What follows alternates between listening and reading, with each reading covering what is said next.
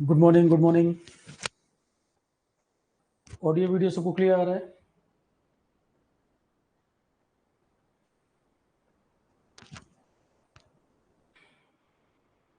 Good morning all of you.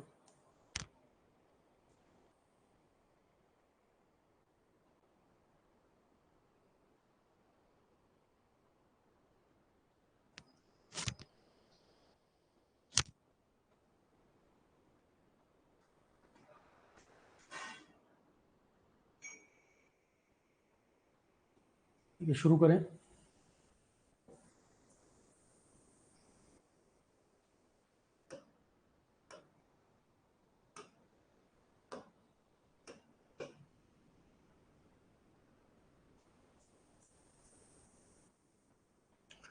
आज का हमारा टॉपिक है, सबसे पहले हम डिस्कस करेंगे लाइट के बारे में।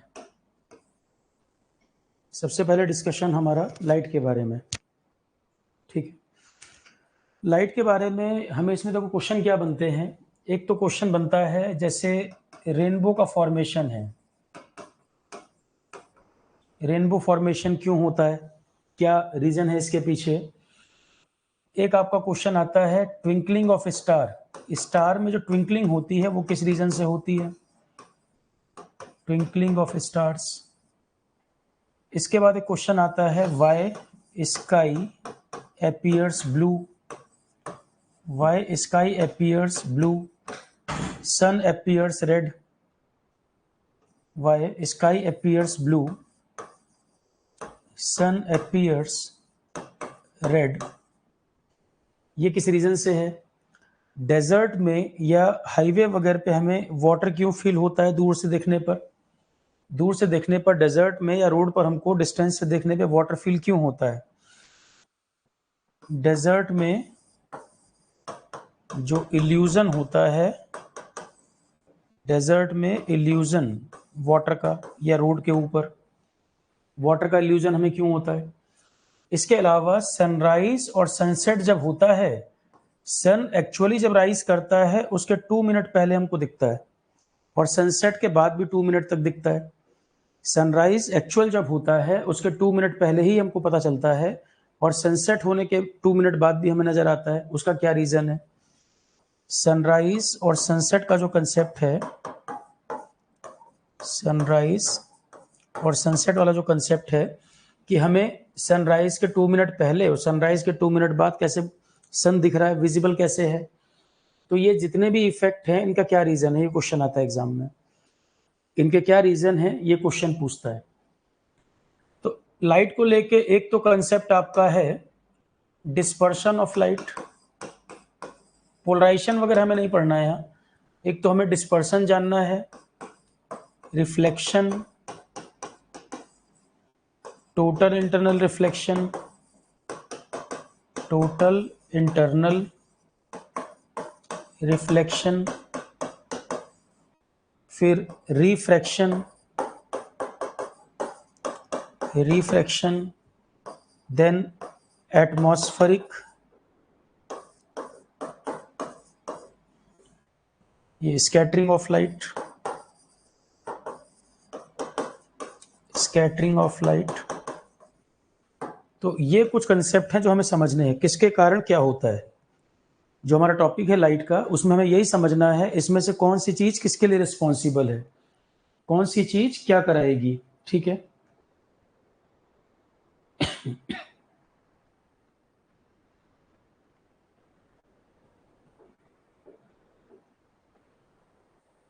कौन सी चीज के कारण इसमें से क्या देखने को मिलेगा। सबसे पहले हम बात करें डिस्पर्शन वगैरह संबंधित कुछ बात कर लें।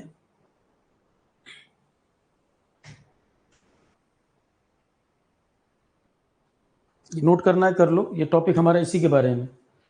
नोट करना है कर लीजिए, फिर हम शुरू करेंगे करके बात।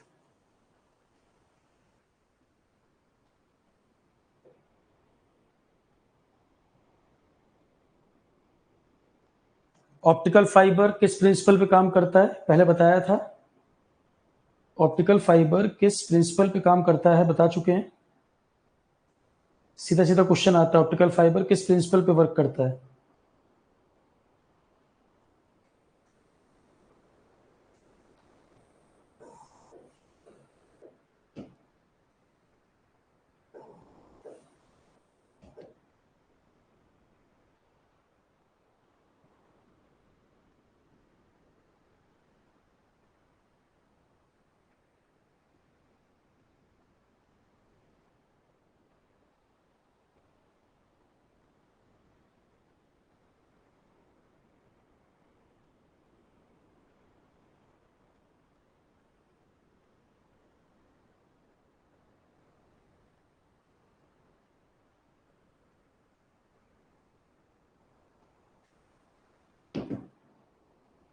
ऑप्टिकल फाइबर वर्क करता है total internal reflection, total internal reflection.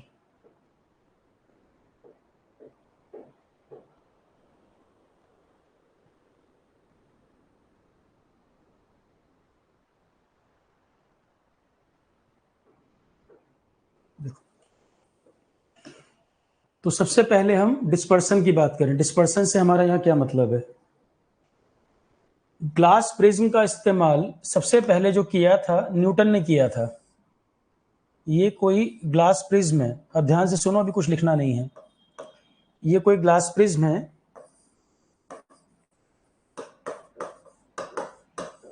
इससे हमने किसी व्हाइट लाइट को पास किया। इस ग्लास प्रिज्म पे हमने किसी व्हाइट लाइट को डाला। व्हाइट लाइट का क्या मतलब है? जो स्पेक्ट्रम में ब्रेक हो रही है। व्हाइट लाइट वो है कि जिसको आप प्रिज्म से पास करोगे तो वो एक स्पेक्ट्रम बनाएगी, एक स्पेक्ट्रम आपको देगा, वो व्हाइट लाइट है। जैसे सनलाइट जो है वो व्हाइट लाइट है। फॉर एग्जाम्पल सनलाइट जो है वो व्हाइट लाइट है कि जिसको आप प्रिज्म से पास कराओ और आपको स्पेक्ट्रम मिले। जब ग्लास प्रिज्म से व्हाइट लाइट को पास किया गया तो व्हाइट लाइट 7 अलग अलग कलर में स्प्लिट हुई। 3, 2, 5, 6, 7, 7 कलर में स्प्लिट हुई। कलर कौन से थे? एक आप वर्ड पढ़ते थे बचपन में, विबग्योर। विबग्योर, हर कलर का मतलब ये वॉयलेट, ये रेड, ये वॉयलेट है, ये रेड है। तो इसकी वेवलेंथ क्या होगी? कौन इस जब स्प्लिट होने में ये अलग अलग कैसे मिले? सबकी वेवलेंथ अलग अलग है। वेवलेंथ अलग अलग है तो फ्रीक्वेंसी अलग अलग। ये जो भी कलर हैं ये आपको अलग अलग कलर क्यों मिल रहे हैं? क्योंकि इनकी वेवलेंथ और फ्रीक्वेंसी अलग अलग है, वेरी कर रही है। किसी की वेवलेंथ कम, किसी की वेवलेंथ ज्यादा। तो ये आपने व्हाइट लाइट को जब प्रिज्म से पास किया तो ये 7 अलग अलग कलर में स्प्लिट हुई। फिर न्यूटन ने क्या किया? उसने कहा कि ये तो स्पेक्ट्रम मिल गया, इसी को स्पेक्ट्रम बोल रहे हैं। जो एक कलर्स का बैंड मिल गया, कलर्स का ये बैंड मिला, अलग अलग फ्रिक्वेंसी, अलग अलग वेवलेंथ, उसको उसने कह दिया स्पेक्ट्रम मिल गया, कलर का स्पेक्ट्रम है। फिर उसने क्या किया? उसने कोशिश की कि इसकी जगह कोई दूसरा प्रिज्म रखें, क्या पता कोई और कलर भी मिल जाए। दूसरा प्रिज्म भी ट्राई किया पर कोई और कलर नहीं मिला, यही 7 कलर मिले। कोई नया कलर नहीं मिला, यही 7 कलर में ही लाइट स्प्लिट हुई। फिर उसने कहा कि एक काम करते हैं, एक उल्टा प्रिज्म रख देते हैं। फिर उसने कहा कि एक काम करते हैं, उल्टा प्रिज्म रख देते हैं। अब इन 7 लाइट को इस प्रिज्म से पास करा देते हैं। इन 7 लाइट को अब इस प्रिज्म से पास करा देते हैं, फिर देखते हैं क्या मिलता है। तो जब इन 7 लाइट को इस प्रिज्म से पास कराया तो वापस मिली व्हाइट लाइट, यहां से बाहर आई व्हाइट लाइट। इस बेसिस पे उसने क्या कहा? इसका मतलब व्हाइट लाइट इन 7 कलर से मिलके बनी है। पहला प्रिज्म रखा, व्हाइट लाइट दी, 7 कलर में गई। उसने एक दूसरा प्रिज्म रखा कि क्या पता कोई और कलर मिले, कोई और कलर नहीं मिला। फिर उसने एक इन्वर्टेड प्रिज्म रख दिया, एक उल्टा प्रिज्म रख दिया इसके बगल में कि ये जो कलर मिले हैं इनको अब इस प्रिज्म पे डालें तो क्या आउटपुट आता है? क्या कोई और कलर मिलेगा, कोई मिक्सिंग होगी, कुछ और होगा? नहीं। इसकी जब मिक्सिंग हुई तो आ गया वापस व्हाइट कलर। इससे कंक्लूजन निकाल दिया कि इसका मतलब व्हाइट कलर जो है, इन व्हाइट लाइट जो है इन 7 कलर से ही मिलके बनी है, यही स्पेक्ट्रम है। व्हाइट लाइट कॉम्बिनेशन है इन 7 कलर्स का, ये उसने कंक्लूजन निकाला। तो व्हाइट लाइट को डिफाइन ही ऐसे करते हैं, व्हाइट लाइट जो ये स्पेक्ट्रम, ये बैंड ऑफ कलर कंटेन कर रही है। व्हाइट लाइट जो ये स्पेक्ट्रम हमें देगी उसको व्हाइट लाइट बोल रहे हैं।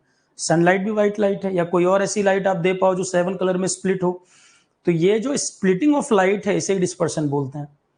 ये जो लाइट की स्प्लिटिंग हो रही है इसे ही डिस्पर्शन बोला गया।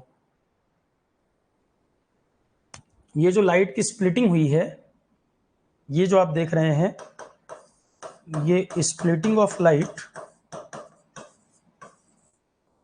ये स्प्लिटिंग ऑफ लाइट है डिस्पर्सन। Dispersion, dispersion. अब पहला क्वेश्चन, रेनबो का जो फॉर्मेशन होता है तो 7 कलर का ही तो कंसेप्ट है रेनबो में भी। अगर क्वेश्चन आ जाए और आपको एक ही ऑप्शन ऑप्ट करना पड़े, मान लो ऑप्शन में लिख दे स्कैटरिंग, डिस्पर्शन, ओनली रिफ्रैक्शन और नन ऑफ द एबो करके ऑप्शन बना दे, तो 7 कलर वाला कंसेप्ट लाइट में डिस्पर्शन में आप बात कर रहे हो, और आपको रेनबो में भी क्या होता है, 7 कलर दिखते हैं, तो क्या ऑप्ट करोगे, ऑप्शन डिस्पर्सन लगाओगे। और अगर अच्छा क्वेश्चन बनाया तो फिर कहेगा कि डिस्पर्सन के अलावा भी कौन कौन सा फिनोमेना इन्वॉल्व है बताओ। टोटल रेनबो के फॉर्मेशन में 3 फिनोमेना होते हैं, एक उसमें होता है रिफ्रैक्शन, एक होता है टोटल इंटरनल रिफ्लेक्शन, और एक होता है डिस्पर्सन। वही आगे एक एक करके हमें बात करनी है। डायरेक्ट क्वेश्चन आता है, बहुत बार आया हुआ है, स्टेट, पीसीएस, एसएससी सब में आया हुआ है। स्टेट, पीसीएस, एसएससी सभी में, पीएसयू वगैरह सब में पूछा हुआ। तो लाइट का स्प्लिट करना, डिस्पर्सन, ये बनाना है तो बनाओ, फिर हम आगे लिखें।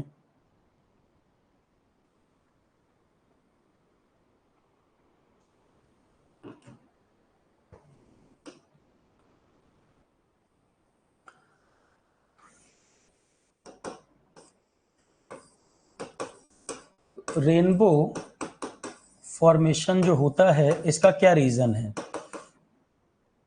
इस कंसेप्ट को हम रेनबो फॉर्मेशन में कैसे अप्लाई कर सकते हैं। जब बारिश का टाइम हो या आप कोई वाटरफॉल घूमने जाओ, रेनी सीजन हो या कोई वाटरफॉल वगैरह हो, तो वहां पर एयर में वाटर वेपर होंगे, ज्यादा वाटर के मॉलिक्यूल होंगे हवा में, तो वाटर मॉलिक्यूल होंगे, वाटर वेपर वहां पर खुद प्रिज्म की तरह एक्ट करता है। वाटर के जो मॉलिक्यूल हवा में है वो प्रिज्म की तरह एक्ट करता है, प्रिज्म की तरह एक्ट करता है। तो ये जो वाटर मॉलिक्यूल हवा में बने हुए हैं, अब इतने सारे वाटर मॉलिक्यूल हवा में मौजूद हैं और सनलाइट आ रही है, ये वाटर मॉलिक्यूल हवा में है और सनलाइट आ रही है। रेनबो हमेशा देखना सनलाइट के अपोजिट डायरेक्शन में बनेगा, सन जिधर होगा उसके अपोजिट डायरेक्शन में रेनबो का फॉर्मेशन होता है। तो रेनबो फॉर्मेशन होता है opposite to the direction of sun, opposite to the direction of sun. मतलब अगर मैं यहां खड़ा हूं, सन पीछे की तरफ है, रेनबो मुझे इधर दिखेगा, और सन अगर इधर है तो रेनबो मुझे उस तरफ दिखेगा। मतलब जिधर सन की डायरेक्शन है उसके अपोजिट साइड में रेनबो फॉर्मेशन होता है। क्यों? क्योंकि सन, जो लाइट आएगी, जो व्हाइट लाइट आएगी, वो वाटर मॉलिक्यूल जो प्रिज्म की तरह एक्ट कर रहे हैं इनसे पास करेगी, तो इनसे पास करके अपोजिट तो बनेगा। यहां से व्हाइट लाइट आएगी, सनलाइट इधर से आएगी, और ये जो वाटर वेपर हवा में मौजूद है प्रिज्म की तरह एक्ट कर रहे हैं, इनसे पास करने के बाद पीछे की तरफ रेनबो बनेगा। तो जिधर से लाइट आ रही है उसके अपोजिट तो रेनबो बनेगा प्रिज्म से पास होने के बाद। प्रिज्म की जगह आप वाटर ड्रॉप रख दो, यहां पर खत्म हो गई बात। प्रिज्म की जगह वाटर ड्रॉप को रख दें, तो जैसे प्रिज्म एक्ट कर रहा था वैसे ही वाटर ड्रॉप एक्ट कर रही हैं, और इनसे पास करने के बाद वो जो सन की व्हाइट लाइट है वो 7 कलर में स्प्लिट हो रही है, डिस्पर्सन हो रहा है, तो यहां पे रेनबो फॉर्मेशन होगी। इधर से सनलाइट आ रही है, ये आ रही है सनलाइट, और इधर पीछे की तरफ बन रहा है रेनबो। इधर से सनलाइट आएगी और यहां बन रहा है रेनबो फॉर्मेशन।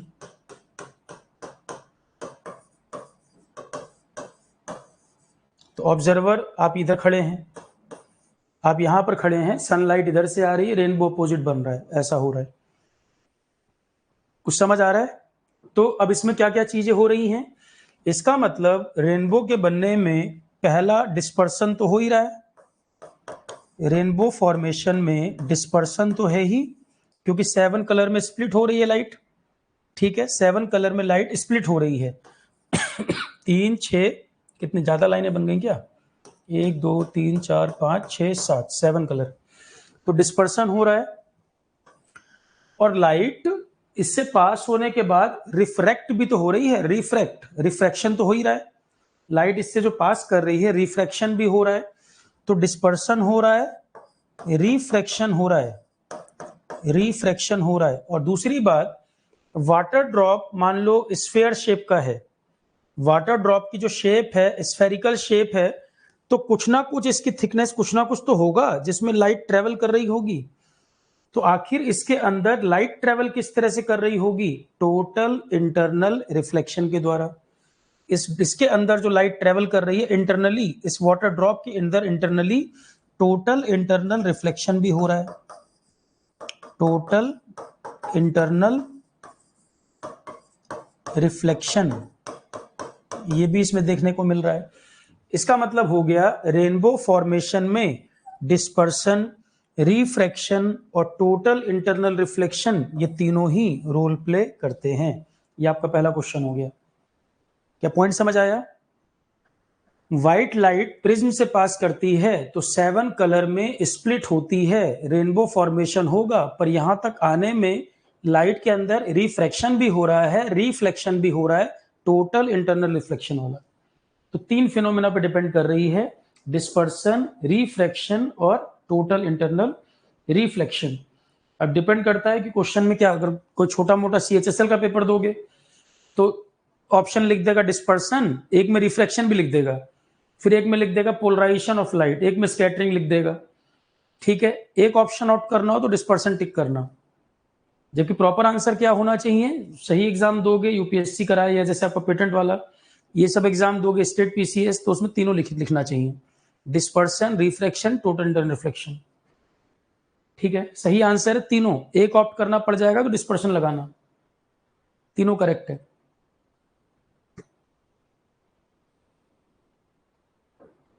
ये नोट करना है, करो उसमें रेनबो फॉर्मेशन के लिए क्या क्या इफेक्ट जिम्मेदार हैं, तीनों चीजें हो रही हैं।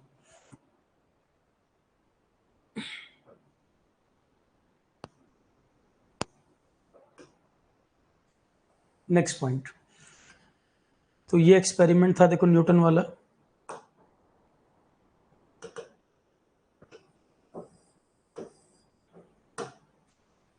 स्पेक्ट्रम ऑफ लाइट का ये एक्सपेरिमेंट था, और कौन सी लाइट कितना बेंड हो रही है ये उसकी वेवलेंथ पे डिपेंड कर रहा है। भाई वेवलेंथ की बात करोगे तो फ्रीक्वेंसी की बात करोगे, वेवलेंथ और फ्रीक्वेंसी क्या होते हैं? एक दूसरे के इनवर्सली प्रोपोर्शनल। लैम्डा और वेवलेंथ, ये लैम्डा और ये फ्रीक्वेंसी आपका न्यू, ये होता है ना, lambda equal to E equal to h nu energy, और न्यू की जगह C बाई लैम्डा। तो न्यू, फ्रीक्वेंसी और लैम्डा आपस में क्या हो गए? इनवर्सली प्रोपोर्शनल हो गए। फ्रीक्वेंसी और लैम्डा आपस में इनवर्सली प्रोपोर्शनल, फ्रीक्वेंसी और वेवलेंथ आपस में इनवर्सली प्रोपोर्शनल। तो कौन सी लाइट कितना बेंड करेगी वो डिपेंड करता है उसके वेवलेंथ के हिसाब से, शॉर्ट वेवलेंथ है, लॉन्ग वेवलेंथ है। बेंड कौन सी लाइट कितना करेगी डिपेंड करेगा शॉर्ट वेवलेंथ है कि लॉन्ग वेवलेंथ है।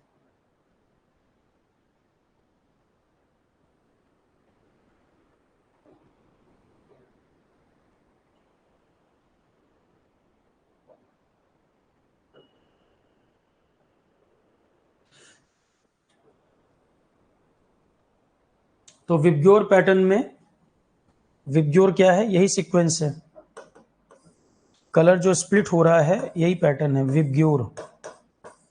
विबग्योर क्या बता रहा है? कलर स्पेक्ट्रम, कलर स्पेक्ट्रम का जो ऑर्डर बनेगा वो यही बनेगा विबग्योर। वायलेट, ये है रेड। अब वायलेट और रेड में अगर आपसे वेवलेंथ पूछ ले तो क्या, इसको देख के बताओ किसकी वेवलेंथ कम, किसकी वेवलेंथ ज्यादा? जो शॉर्ट वेवलेंथ है वो ज्यादा बेंड कर रहा है, शॉर्टर वेवलेंथ ज्यादा बेंड करेगा, ऐसे याद रखो, शॉर्ट वेवलेंथ में बेंडिंग ज्यादा होगी। तो ये 7 कलर में जो स्प्लिट हुआ है, कौन कम बेंड करेगा, कौन ज्यादा बेंड करेगा, वो डिपेंड करेगा वेवलेंथ पर। इसका wavelength shortest, shortest wavelength, shortest wavelength सबसे कम वेवलेंथ, और ये है लॉन्गेस्ट वेवलेंथ। रेड की वेवलेंथ ज्यादा होती है, इसीलिए तो इजीली हमें दिखता है, आसानी से हमें रेड कलर दूर से भी नजर आता है क्योंकि लॉन्ग वेवलेंथ होती है, ऐसे भी याद रख सकते हो। अगर वायलेट या रेड आपको दिखाया जाए, रेड आपको दूर से विजिबल होता है, रेड आपको इतना विजिबल क्यों होता है? क्योंकि उसकी वेवलेंथ ज्यादा होती है, आप ऐसे भी याद रख सकते हैं। तो जिसकी वेवलेंथ ज्यादा है वो बेंड कम करेगा, वो कम बेंड करेगा, जिसकी वेवलेंथ कम है वो ज्यादा बेंड करेगा। तो विबग्योर में किस कलर का क्या मतलब है, ये पैटर्न आपको ध्यान रखना है।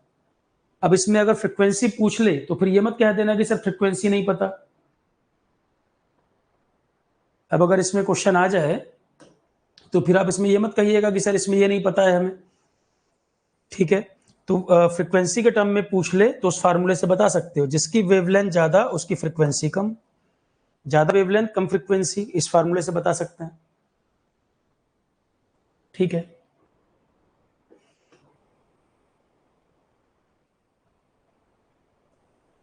ये जो वॉयलेट कलर दिख रहा है, वॉयलेट इंडिगो, ये वॉयलेट कलर नजर आ तो रहा है इसमें आनंद? फिगर में ब्लू है ही नहीं, तो वॉयलेट जो है ब्लूइश टाइप ही तो है, और क्या है ये वॉयलेट? बैगनी जो बोल रहे हो आप, अरे बैगनी कलर जो वॉयलेट बोल देते हो उसको ब्लूइश ही बोल रहा हूं मैं यहाँ। उसके बाद इंडिगो आ रहा है, वॉयलेट के बाद इंडिगो आ रहा है। ठीक है, दूसरा क्या न्यूटन वाला एक्सपेरिमेंट क्या था? इसके बगल में इन्वर्टेड प्रिज्म जो मैंने आपको दिखाया, इन्वर्टेड प्रिज्म रख देंगे तो वापस से आ जाएगी व्हाइट लाइट। इन्वर्टेड प्रिज्म रख देंगे तो वापस से आ जाएगी व्हाइट लाइट।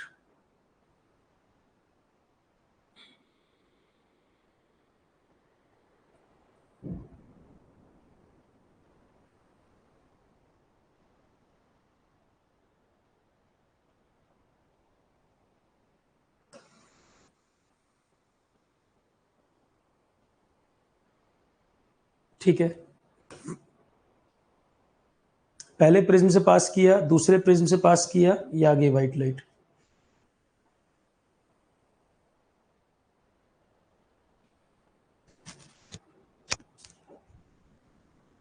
नेक्स्ट पॉइंट,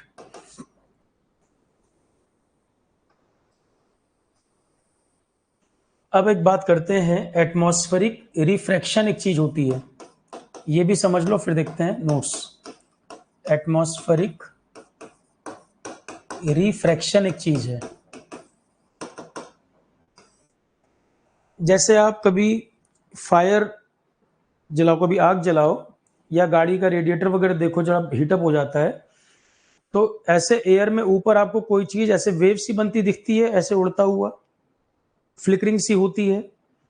कोई गर्म चीज है, जैसे आग जल रही है, तो उसके ऊपर की तरफ देखोगे ऐसे लगेगा जैसे वेव सी बन रही है, कोई चीज ऐसे ग्लास की तरह ऐसे मूव कर रही हो, ऐसा ऐसा लगेगा। उसमें क्या होता है? रिफ्रैक्शन का ही कंसेप्ट है वो, रिफ्रैक्शन का ही कंसेप्ट है। तो जो मैंने आपसे बोला कि स्टार्स में ट्विंकलिंग होती है, स्टार जो टिमटिमाते हैं, या आप कह लो सनराइज और सनसेट, क्यों आपको सनराइज 2 मिनट पहले दिखता है, सनसेट जो है 2 मिनट बाद आपको नजर आ जाता है? तो उसका रीजन ये होता है, यार कुछ लोग बहुत बेवकूफ हैं वाकई में, मतलब हद हो गई है। जब स्पेक्ट्रम तुमको दिखा दिया, सब लेटर के मतलब तुमको नहीं पता है, ये टीचर क्लास में पढ़ाएगा तब तुम्हें समझ आएगा वॉयलेट क्या होता है, ब्लू क्या होता है। अरे मैंने इमेज दिखा दी, तुम्हें लेटर बता दिए क्या है, तुम उन लेटर के फुल फॉर्म नहीं लिख सकते हो, वी से वॉयलेट होगा, आई से इंडिगो होगा। मतलब बाल की खाल निकालने की आदत है, और वो भी गलत। कुछ लोगों को तैयारी नहीं करनी चाहिए, कंपटीशन छोड़ के कुछ और काम कर लो, क्यों समय बर्बाद कर रहे हो? विबग्योर पैटर्न आज जिंदगी में पहली बार सुना है तुमने? विबग्योर तुमको नहीं पता बचपन से क्या होता है? मैं वायलेट को ब्लूइश टाइप कलर बोल गया हूं तो उसका मतलब वायलेट ब्लू हो गया।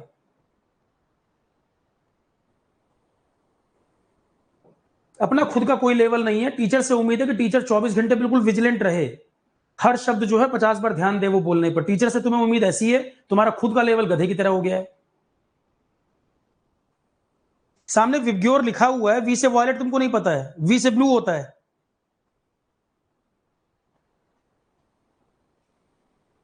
अरे मत करो तैयारी यार, पढ़ के एहसान मत करो किसी के ऊपर, इतना बुरा हाल, इतनी बुरी हालत है, मत पढ़िए। विबग्योर मैंने पैटर्न लिख दिया, तुम उसके कलर के नाम नहीं लिख सकते, और सामने इमेज दिख रही है, फिर कहते हैं गुस्सा करते हैं सर, डांट देते हैं सर।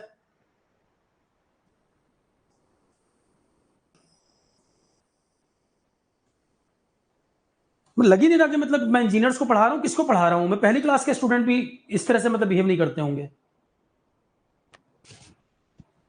मतलब मैं कलर वहां लेटर लिख रहा हूं, उस पर ध्यान नहीं दे रहा, इमेज दिखा रहा हूं, उस पर ध्यान नहीं दे रहा, मैं वॉयलेट को ब्लूइश टाइप बोल रहा हूं या इंडिगो को ब्लूइश टाइप कह रहा हूं, तो उस पर दिमाग लगाया पड़ा है। वी से वॉयलेट नहीं बोला 50 बार मैंने, वो नहीं सुनाई दिया। शब्द पकड़ने बैठे हैं क्लास के अंदर, इमेज दिखा रहा हूं, 50 बार वॉयलेट वर्ड रिपीट कर रहा हूं, प्लस इंजीनियरिंग करके आए हुए हैं, यहां पर जेई की तैयारी करके आए होंगे।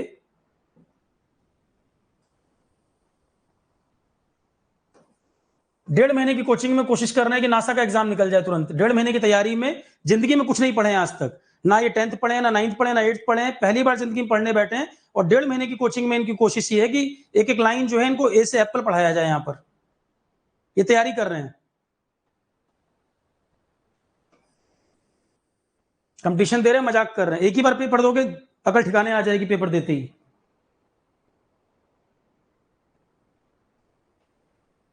कुछ लोग डिजर्व करते हैं कि जब आसानी से कुछ कराया जा रहा हो तो डिजर्व नहीं करते हैं, उनको आराम से 50,000 1 लाख रुपए फीस देके जाना चाहिए बड़े बड़े इंस्टीट्यूट में।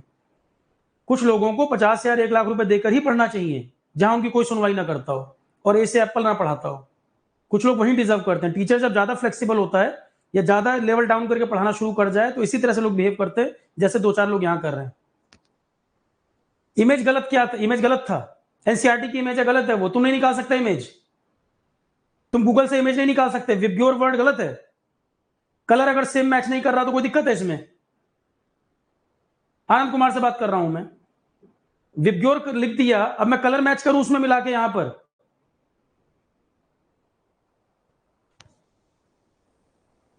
इरिटेट मत करो कि क्लास यहीं की यहीं ओवर हो जाए और सब्जेक्ट भी यहीं खत्म हो जाए। मैंने 50 बार बोला है, जिसको अपनी फीस वापस लेनी फीस वापस ले ले, क्लास से जाए। कोई जरूरत नहीं ऐसे स्टूडेंट की, मेरे को अपनी फीस ले और जाए क्लास से, पीएचडी करे जहां बैठ के, उसको कलर मैच करना हो 50। विबग्योर वर्ड लिखा हुआ है, तुम खुद ही कलर मैच कर सकते हो, वायलेट कैसा होता है, ब्लू कैसा होता है, ये पढ़ाऊं मैं क्लास के अंदर। ये क्लास यहीं की यहीं ऑफ हो जाएगी, आनंद कुमार बता रहा हूं मैं तुम्हें, और आगे होगी भी नहीं। जब कुछ कमेंट लिखते हो तो सोच समझ के लिखा करो, क्या पूछ रहे हो तुम? मैं तुम्हें ब्राउन कलर दिखाऊंगा, ब्राउन कैसा दिखता है? पढ़ाई कर रहे हैं, मजाक कर रहे हैं ये।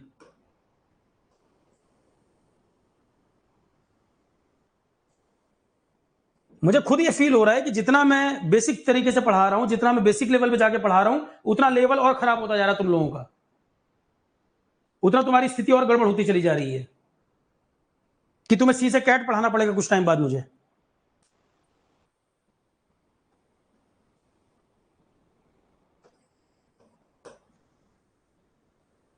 क्लास में घुसते ही दिमाग खराब कर दो, फिर कहो पढ़ाइए सर, तुम्हारा कर्जा खा के बैठे हैं सर। अब लिख रहा है कि सॉरी सर पढ़ाइए, तुम्हारे हिसाब से पढ़ाएंगे।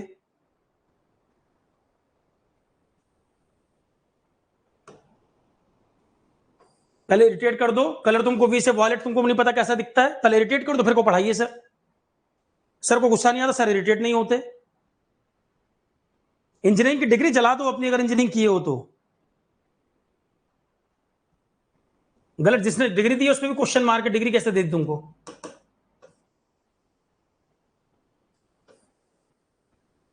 बिल्कुल बेवकूफी के बात में तो कोई सिर पैर नहीं।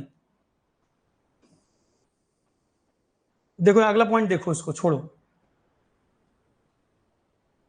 क्लास के पहले टीचर अपना एक माइंडसेट बना के क्लास में आता है कि प्रॉपर तरीके से कुछ समझा दिया जाए, कुछ पढ़ा दिया जाए। ऐसे फालतू के कुछ मूर्ख लोग ऐसे फालतू कमेंट करके पूरा माइंड क्लास का डाइवर्ट कर देते हैं। अरे जो पढ़ा रहा है उसी का दिमाग डिस्टर्ब कर दोगे, पढ़ाएगा क्या? जो मेन टॉपिक है वो रह जाएगा और मैं ब्लू और वायलेट मिक्स करके दिखाऊं कैसा दिखता है। सारी उम्मीद टीचर से कि टीचर जो है रोबोट की तरह पढ़ाए, कोई इमोशन ना रहे, कोई कुछ बोले उसको फर्क ना पड़े, वो रोबोट की तरह लिखता जाए। यहां पर अपना लेवल मत चेक करना, तुम्हारा खुद का क्या लेवल हो गया है।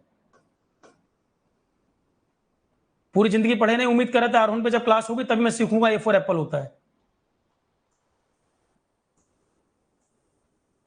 देखो यहां पर एटमॉस्फेरिक रिफ्रैक्शन, रिफ्रैक्शन की बात कर रहा हूं मैं। रिफ्रैक्शन का मतलब क्या हुआ यहां पर? जैसे मैंने कहा कि फायर फायर है तो उसके ऊपर आपको दिखता है कि ऐसे जो गर्म एयर है, हॉट एयर है, इस तरह से वेव बनती दिखती हैं, है ना? ये जो इस तरह से वेव बनती दिखती हैं, अब ये हॉट एयर है, ये हॉट एयर है और इसके ऊपर कोल्ड एयर है। ये हॉट एयर, ये कोल्ड एयर, और यहां मान लो फायर है, यहां आग वाग जला दी आपने कुछ, या गाड़ी का रेडिएटर है, कोई वार्म चीज, जहां टेम्परेचर है जिसका, कोई फायर या कोई वार्म चीज, वो गर्मी की वजह से यहाँ पे जो एयर है उसमें हीटिंग हो रही है। गर्मी की वजह से यहाँ पर जो एयर है उसमें हीटिंग हो रही है और ऊपर की जो एयर है वो कोल्ड एयर है, ऊपर की जो एयर है वो कोल्ड एयर है। अब ये बताओ, हॉट एयर, इसका रिफ्रैक्टिव इंडेक्स हम लिख देते हैं, मान लो μ1। μ1 क्या है? इसका रिफ्रैक्टिव इंडेक्स है। और कोल्ड एयर, इसका रिफ्रैक्टिव इंडेक्स है μ2। ये इसका रिफ्रैक्टिव इंडेक्स है, ये इसका रिफ्रैक्टिव इंडेक्स है। तो μ1 रिफ्रैक्टिव इंडेक्स हॉट एयर का, कोल्ड एयर का रिफ्रैक्टिव इंडेक्स μ2। तो हॉट एयर का रिफ्रैक्टिव इंडेक्स कोल्ड एयर के कंपैरिजन में, ये बताओ, जो हॉट एयर है उसकी डेंसिटी कम या ज्यादा? हॉट एयर है उसकी डेंसिटी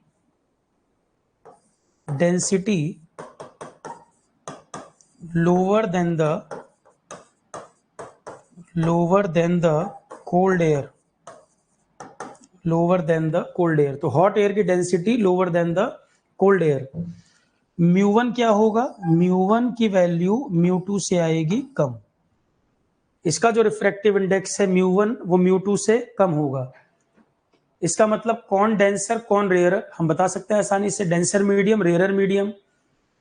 तो μ1 की डेंसिटी μ2 से कम है, मतलब रिफ्रैक्टिव इंडेक्स इसका हॉट एयर का कम है इसकी तुलना में। तो अब ये बताओ, जब इसका रिफ्रैक्टिव इंडेक्स कम, इसका रिफ्रैक्टिव इंडेक्स ज्यादा, मतलब मीडियम चेंज हो रहा है। एयर में ही रिफ्रैक्टिव इंडेक्स वेरी कर रहा है। ये बात सही गलत? एयर के अंदर ही रिफ्रैक्टिव इंडेक्स में वेरिएशन आ रहा है। तो रिफ्रैक्टिव इंडेक्स में वेरिएशन आएगा तो ऐसे वेवी नेचर या ऐसे फ्लिकरिंग सी होगी कि नहीं? ऐसे वेव नेचर सा बनना या आपको फ्लिकरिंग सी नजर आएगी कि नहीं? उसी तरह से स्टार्स जो होते हैं, स्टार्स की अपनी लाइट होती है, स्टार्स जो होते हैं उनकी अपनी लाइट होती है और उनकी डिस्टेंस बहुत ज्यादा है, वो आपको पॉइंट सोर्स की तरह दिख रहे हैं। स्टार्स जो हैं उनकी डिस्टेंस बहुत ज्यादा है, वो आपको पॉइंट सोर्स की तरह दिख रहे हैं, और वहां से भी जो लाइट आ रही होगी तो जब एटमॉस्फेयर में एंटर कर रहा होगा तो एटमॉस्फेयर में रिफ्रैक्टिव इंडेक्स सब जगह बराबर नहीं है, इसलिए हमको वो ट्विंकलिंग सी नजर आती है, उनकी लाइट फ्लिकर करती नजर आती है। और कई बार स्टार्स की पोजीशन भी हमको चेंज होती हुई दिखती है। वो एक्चुअल में नहीं चेंज हो रहे हैं, वो अपनी जगह पर ही हैं, पर उनकी पोजीशन हमको बदलती हुई, एपरेंट पोजीशन कई बार ओरिजिनल पोजीशन से अलग नजर आ जाती है। मतलब अगर आप उसी हाइट पर जाकर देखें तो वो स्टार एग्जैक्टली उस जगह पर नहीं होगा, वो स्टार एग्जैक्टली उस जगह पर नहीं होगा, कहीं और पर होगा। तो एक होता है एपरेंट पोजीशन, एक होता है ओरिजिनल पोजीशन। तो ओरिजिनल, अब ये वेवी नेचर की वजह से, ये फ्लिकरी नेचर की वजह से आंखों को जो दिख रहा है वो एपरेंट पोजीशन कई बार नजर आती है, जो ओरिजिनल से अलग होती है। अब अगर एटमॉस्फेयर नहीं होता, ये कोई भी गैसेस नहीं होती, रिफ्रैक्टिव इंडेक्स वेरी ना कर रहा होता, तो आपको स्टार्स में ट्विंकलिंग नहीं दिखती और वो अपनी एक्चुअल पोजीशन पर नजर आते। पर क्योंकि मीडियम है, क्योंकि एटमॉस्फेयर है, गैसेस हैं, और रिफ्रैक्टिव इंडेक्स वेरी कर रहा है, तो रिफ्रैक्टिव इंडेक्स वेरी कर रहा है तो आपको यहां से वहां तक में फ्लिकरिंग दिख रही है, वेवी नेचर दिख रहा है, आपको ट्विंकलिंग होती हुई दिख रही है, और स्टार्स अपनी पोजीशन से भी शिफ्ट होते हुए दिखते हैं। तो कभी भी ये क्वेश्चन आ जाए कि स्टार ट्विंकलिंग क्यों होती है, आप आंसर करोगे एटमॉस्फेरिक रिफ्रैक्शन के कारण। स्टार्स में ट्विंकलिंग होती है इसी फिनोमेना की वजह से। तो एटमॉस्फेयर में आपको वेवी नेचर, फ्लिकरिंग या स्टार्स का ट्विंकल करना, वो उसका रीजन यही है।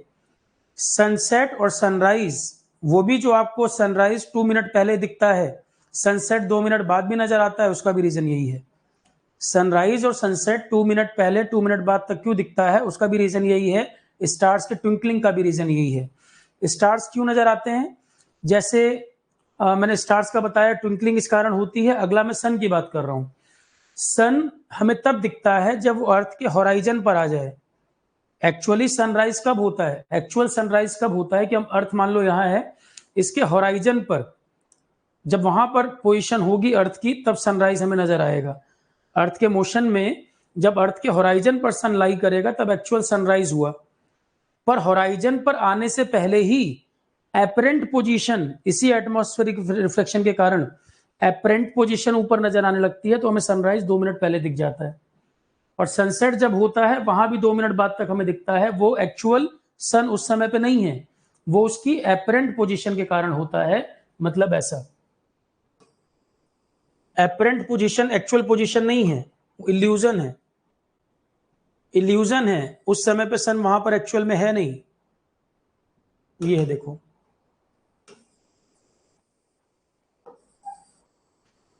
अब जैसे मान लो ये अर्थ है, ये हॉराइजन है। सनराइज कब दिखेगा हमें? जब इस हॉराइजन को सन क्रॉस करे। ये हॉराइजन जो है ये अर्थ है, हम अर्थ के ऊपर रह रहे हैं, ऑब्जर्वर यहां पर है, हम यहाँ अर्थ के ऊपर बैठे हैं। हॉराइजन को सन जब क्रॉस करेगा तब एक्चुअल सन की पोजीशन वहां हमें सनराइज दिखेगा। पर एपरेंट पोजीशन के कारण अभी सन हॉराइजन को क्रॉस भी नहीं किया, एपरेंट पोजीशन के कारण हमें ऊपर नजर आ गया।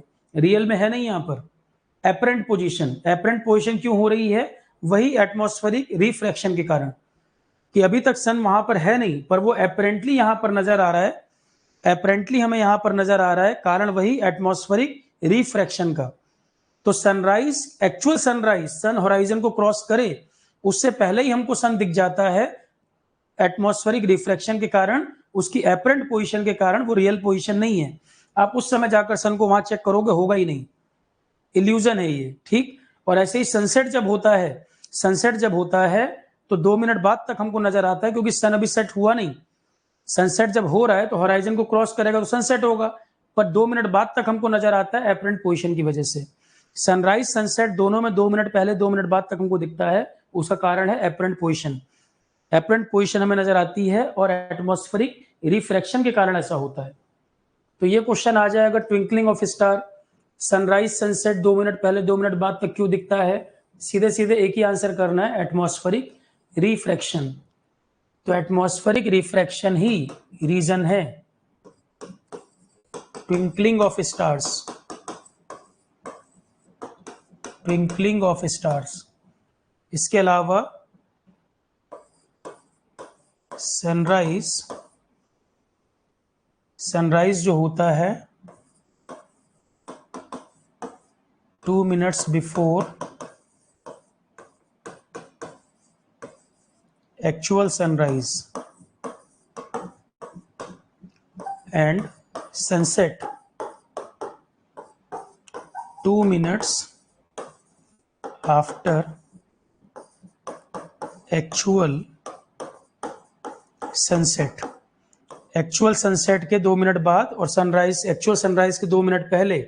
तो ट्विंकलिंग ऑफ स्टार्स का भी रीजन यही है और इसका भी रीजन यही है, इन दोनों का यही कारण है।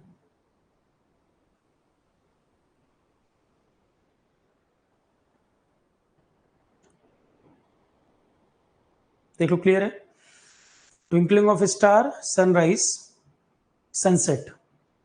इसका क्वेश्चन आ जाए सीधे सीधे टिक करिए, atmospheric refraction, atmospheric refraction. Note करना कर लो, फिर आगे बढ़े।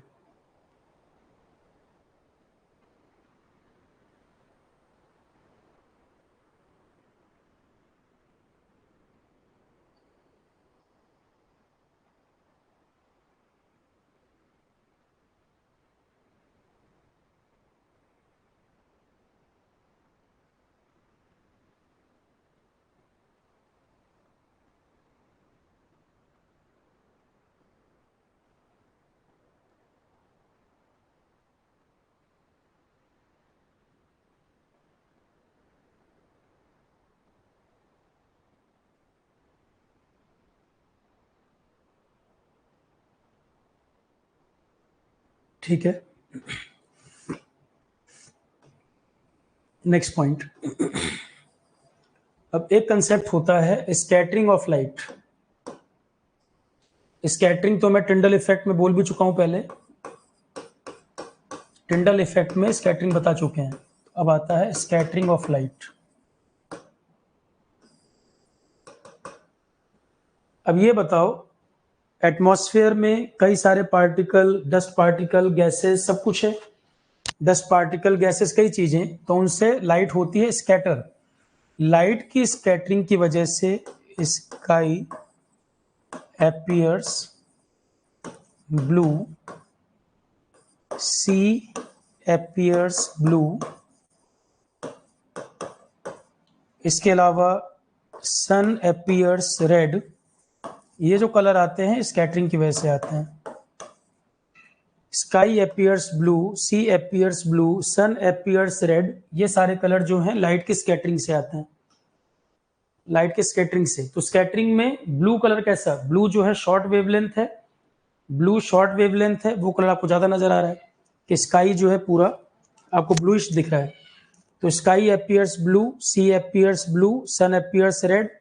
तो अलग अलग कलर की स्कैटरिंग होने से अलग अलग कलर आपको अपीयर हो रहे हैं। Sun appears red. इसके बाद एक क्वेश्चन आता है मिराज इफेक्ट।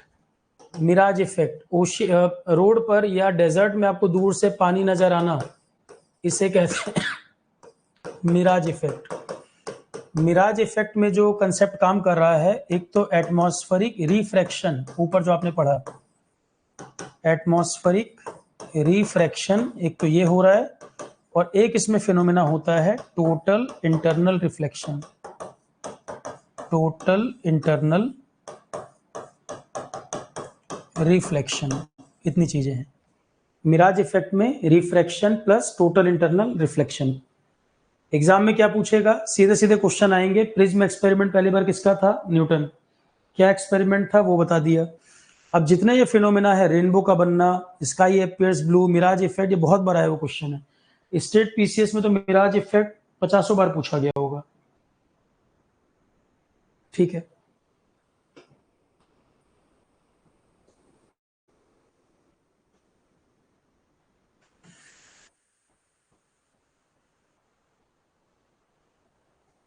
अब देखें कि करके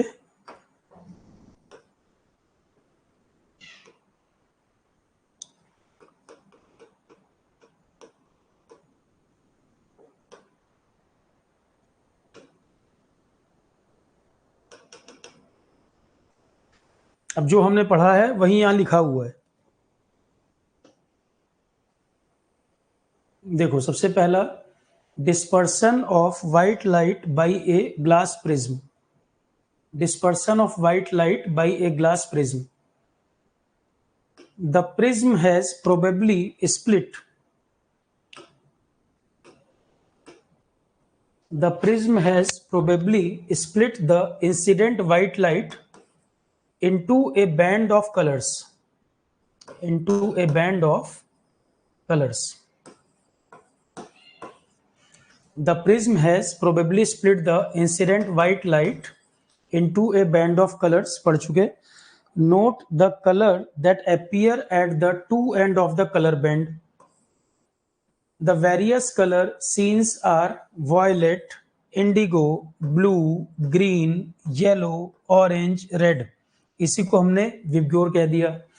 The band of the colored component of a light beam is called spectrum. ये जो पूरा बैंड बन रहा है इसी को हम स्पेक्ट्रम कह रहे हैं। तो लाइट का यहाँ स्प्लिट होना अलग अलग कलर में, इसको हम डिस्पर्सन कहते हैं। ये स्प्लिटिंग ऑफ लाइट जो हो रही है अलग अलग कलर में, इसको हम डिस्पर्सन बोलते हैं। तो क्या कह रहे हैं, the band of the coloured component of a light beam is called its spectrum. तो स्प्लिटिंग ऑफ लाइट, लाइट का स्प्लिट करना अलग अलग कलर में, इसी को हम डिस्पर्सन बोलते हैं। लाइट के स्प्लिटिंग को ही हम डिस्पर्सन कहते हैं। तो व्हाइट लाइट अपने 7 कलर में डिस्पर्स होती है प्रिज्म के द्वारा। White light is disperse into its 7 colour component by a prism because different colour of light bend. Different colour की जो बेंडिंग है वो अलग अलग एंगल पर होगी, डिपेंड करेगा उसकी वेवलेंथ क्या है। तो different colour of light bend करती है डिफरेंट एंगल पर, different colour of light bend करती है डिफरेंट एंगल पर उसकी वेवलेंथ के हिसाब से। रेड लाइट सबसे कम बेंड करती है, जबकि वायलेट लाइट सबसे ज्यादा बेंड करती है। रेड लाइट में बेंडिंग सबसे कम, वायलेट लाइट में बेंडिंग सबसे ज्यादा। रेड लाइट में बेंडिंग सबसे कम, वायलेट में सबसे ज्यादा। The rays of each colour emerge along different path and become distinct. तो अलग अलग एंगल पर ये सारी लाइट डिस्पर्स कर रही हैं, कारण है उनकी वेवलेंथ सबकी अलग अलग। आइजैक न्यूटन पहला साइंटिस्ट था, ये भी क्वेश्चन आया हुआ है, पहली बार प्रिज्म एक्सपेरिमेंट कलर स्पेक्ट्रम के लिए। तो आइजैक न्यूटन पहला साइंटिस्ट था जिसने ग्लास प्रिज्म को इस्तेमाल किया था, पहले ही बताया मैंने, ये सनलाइट के स्पेक्ट्रम को पता करने के लिए। उसने एक और प्रिज्म इस्तेमाल किया था कि और कलर पता चले, पर और कलर नहीं पता चले, यही 7 कलर मालूम चले थे। फिर उसने इसके बगल में एक उल्टा प्रिज्म रख दिया, इन्वर्टेड प्रिज्म रख दिया, और उसने देखा कि वो 7 कलर जब इन्वर्टेड प्रिज्म से पास कर रहे थे तो वापस व्हाइट कलर मिल रहा था। इसका मतलब व्हाइट लाइट इन 7 कलर से मिलके बनी है, यही कह रहे हैं। ये जो एक्सपेरिमेंट मैंने बताया वही लिखा हुआ है। तो उसने जब एक दूसरा प्रिज्म रखा, उसको कोई और लाइट नहीं मिली, फिर उसने उल्टा एक प्रिज्म रख दिया बगल में, इन्वर्टेड प्रिज्म रख दिया बगल में, और उसको वो 7 कलर उस प्रिज्म से पास कराए। फर्स्ट प्रिज्म से जो 7 कलर आए, वो 7 कलर सेकंड प्रिज्म से पास कराया और दोबारा उसको मिल गई व्हाइट लाइट। तो उसको वापस से मिल गई व्हाइट लाइट सेकंड प्रिज्म से जो आई। तो this observation gave Newton the idea, इससे न्यूटन को आइडिया मिला कि सनलाइट 7 कलर से मिलकर बनी है। इसी से न्यूटन को आइडिया आया कि सनलाइट 7 कलर से मिलकर बना है। ठीक है, इसी एक्सपेरिमेंट से ये कंफर्म हुआ कि सनलाइट 7 कलर से मिलकर बना है। तो यहां तक कोई अभी नया पॉइंट नहीं आया, जो समझा चुका हूं वही एज इट इज लिखा है। सनलाइट जो है 7 कलर से मिलकर बना है। इसी को हम व्हाइट लाइट भी कह देते हैं, इसी को हम व्हाइट लाइट भी कह देते हैं, जहां ये 7 कलर आपको मिल जाए। तो कोई भी लाइट जो ऐसा स्पेक्ट्रम हमें दे उसको हम व्हाइट लाइट बोलते हैं। कोई भी लाइट जो हमको ऐसा स्पेक्ट्रम दे दे उसको हम व्हाइट लाइट बोलते हैं।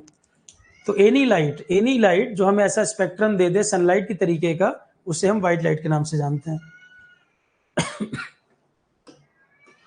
डायग्राम वगैरह मैं दिखा चुका हूं ये सब। अब आता है rainbow. A rainbow is a natural spectrum appearing in the sky. Rainbow एक नेचुरल स्पेक्ट्रम है स्काई में जो दिख रहा है रेन शावर के बाद। रेनबो एक नेचुरल स्पेक्ट्रम है स्काई में, रेन शावर के बाद नजर आता है। होगा कब? जब अच्छा खासा ह्यूमिडिटी हो, नमी हो, वाटर के मॉलिक्यूल हो और सनलाइट भी हो। रेनबो आपको कब दिखेगा? जब सनलाइट भी हो और वाटर के मॉलिक्यूल भी हो, क्योंकि वाटर के मॉलिक्यूल प्रिज्म की तरह काम करेंगे और प्रिज्म से पास होने के लिए लाइट की जरूरत है, सनलाइट भी होनी चाहिए और अच्छी खासी ह्यूमिडिटी भी होनी चाहिए। तो कोई वाटरफॉल में देखोगे सनलाइट जिससे पास कर रही हो, या रेनी सीजन में देखोगे कि सनलाइट भी आ गई हो और रेन जस्ट हुई हो, जस्ट अभी बारिश हुई हो और सनलाइट उसके बाद आ गई हो, तो भी आपको रेनबो नजर आ जाएगा। तो rainbow is a natural spectrum appearing in the sky after a rain shower. It is caused by dispersion of light. It is caused by dispersion of light by tiny water droplets. तो छोटी छोटी पानी की बूंदें जो हैं वो spectrum की तरह काम कर रही हैं, उससे डिस्पर्शन हो रहा है। छोटी छोटी पानी की बूंदें, उससे हो रहा है डिस्पर्शन। रेनबो हमेशा सनलाइट के अपोजिट डायरेक्शन में बनेगा। The water droplets act like small prism. In water droplets के अंदर क्या हो रहा है? लाइट यहां से रिफ्रैक्ट कर रही है, इंटरनली रिफ्लेक्ट कर रही है। लाइट यहां से इंटरनली रिफ्रैक्ट और डिस्पर्स, 3 चीजें कर रही है। वाटर ड्रॉपलेट प्रिज्म की तरह काम कर रहा है, जिससे light refract, disperse, internally reflect, 3 चीजें कर रही है, जिससे रेनबो बनता है। तीनों इफेक्ट लिखे हैं, रिफ्रैक्शन, डिस्पर्सन और इंटरनल रिफ्लेक्शन, तीनों चीजें हो रही हैं। ठीक है, तो due to dispersion, internal reflection, refraction, ये फिनोमेना बन रहा है। Due to dispersion, internal reflection, refraction, ये हमें देखने को मिल रहा है। Next point,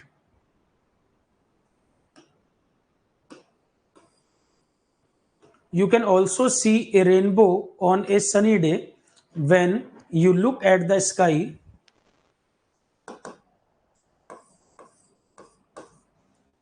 You can also see a rainbow on a sunny day when you look at the sky through a waterfall.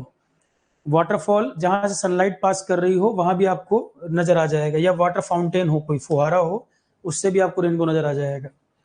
Light का स्पेक्ट्रम आपको वहां से भी दिख जाएगा। टोटल इंटरनल रिफ्लेक्शन जो वर्ड यूज हुआ है उसका मीनिंग देखो क्या है। टोटल इंटरनल रिफ्लेक्शन का क्या मतलब?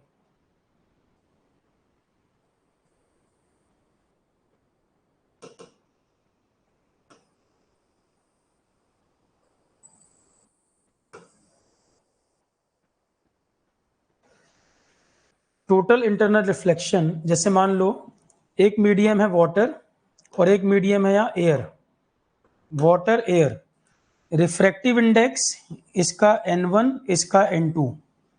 तो वाटर जो है डेंसर मीडियम है, एयर जो है रेयरर मीडियम है, ये डेंसर ये रेयरर। यहां से आपने कोई इंसिडेंट, यहां से कोई लाइट पास की, यहां से कोई लाइट पास की, ये θ1 एंगल, ये θ2 एंगल, और ये इस एंगल पर यहां से आप इसको पास कर रहे हैं तो रिफ्लेक्ट कर रही है। तो आपने क्या किया, एंगल थोड़ा सा और बढ़ाया। जब आपने, देखो ध्यान दो, जब कोई रे डेंसर से रेयरर में जाती है तो नॉर्मल लाइन के अवे जाती है या बेंड होती है टुवर्ड्स? डेंसर टू रेयरर में रे क्या करती है, नॉर्मल से अवे। रे ऑप्टिक्स में आपने इसी पे न्यूमेरिकल बनते थे, जेई पढ़ते थे जब। यहां लिख देते हैं पूरा, व्हेन ए रे मूव्स फ्रॉम, या travels from, when a ray travels from denser to rarer medium, it bends away from normal। Normal मतलब ये जो लाइन है, नॉर्मल लाइन। तो जब कोई रे डेंसर से रेयर मीडियम में जाती है तो नॉर्मल लाइन से अवे बेंड करती है, नॉर्मल लाइन से अवे जाती है। और अगर रेयर से डेंसर में आए तो नॉर्मल के टुवर्ड्स बेंड करती है, तब वो बेंड करेगी टुवर्ड्स।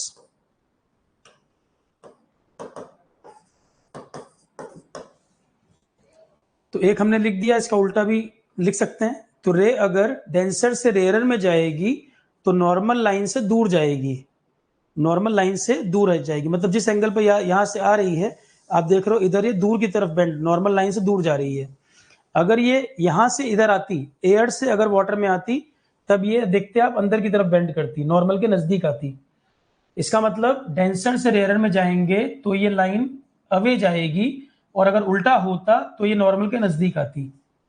ये मतलब है। या आप इधर से आते हुए देख लो, अगर ये रे इधर से आती, ये रे अगर इधर से आती तो इसके यहां पर उल्टा हो रहा है, नजदीक आती रे। ठीक है। उल्टा अगर देखें कि यहां से अगर रे आ रही होती, रेयर मीडियम से डेंसर में आती, तो ये नॉर्मल के नजदीक है लाइन इसकी तुलना में। इनमें गैप ज्यादा लग रहा है, एंगल ज्यादा लग रहा है, यहां कम है। तो रे अगर डेंसर से रेयर में मूव करती है तो नॉर्मल लाइन से दूर जाती है, और रेयर से डेंसर में आती है तो टुवर्ड्स होती।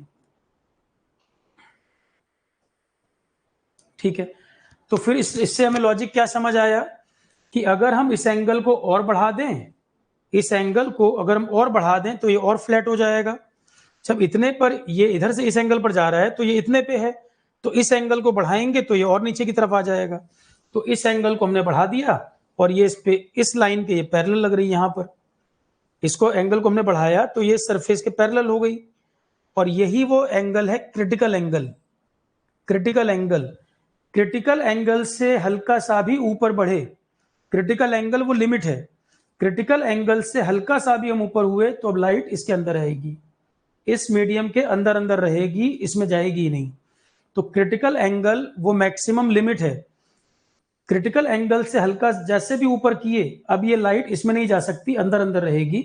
ऑप्टिकल फाइबर में भी यही कंसेप्ट है। तो टोटल इंटरनल रिफ्लेक्शन क्या कहता है कि क्रिटिकल एंगल पर जब आपने अचीव कर लिया, अब ये लाइट इसके अंदर अंदर ही रिफ्लेक्ट होती रहेगी, इसके अंदर अंदर ही रिफ्लेक्ट होकर रहेगी। ऑप्टिकल फाइबर में भी यही काम हो रहा है।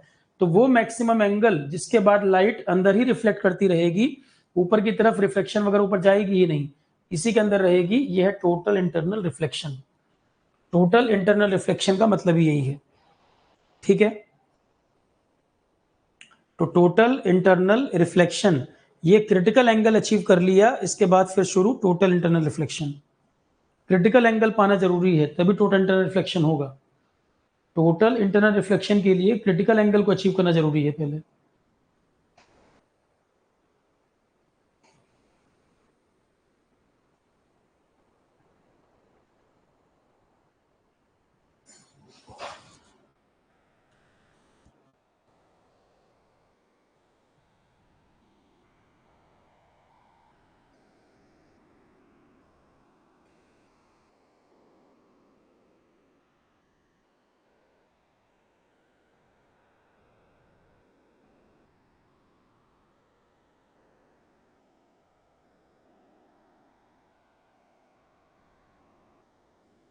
ठीक है,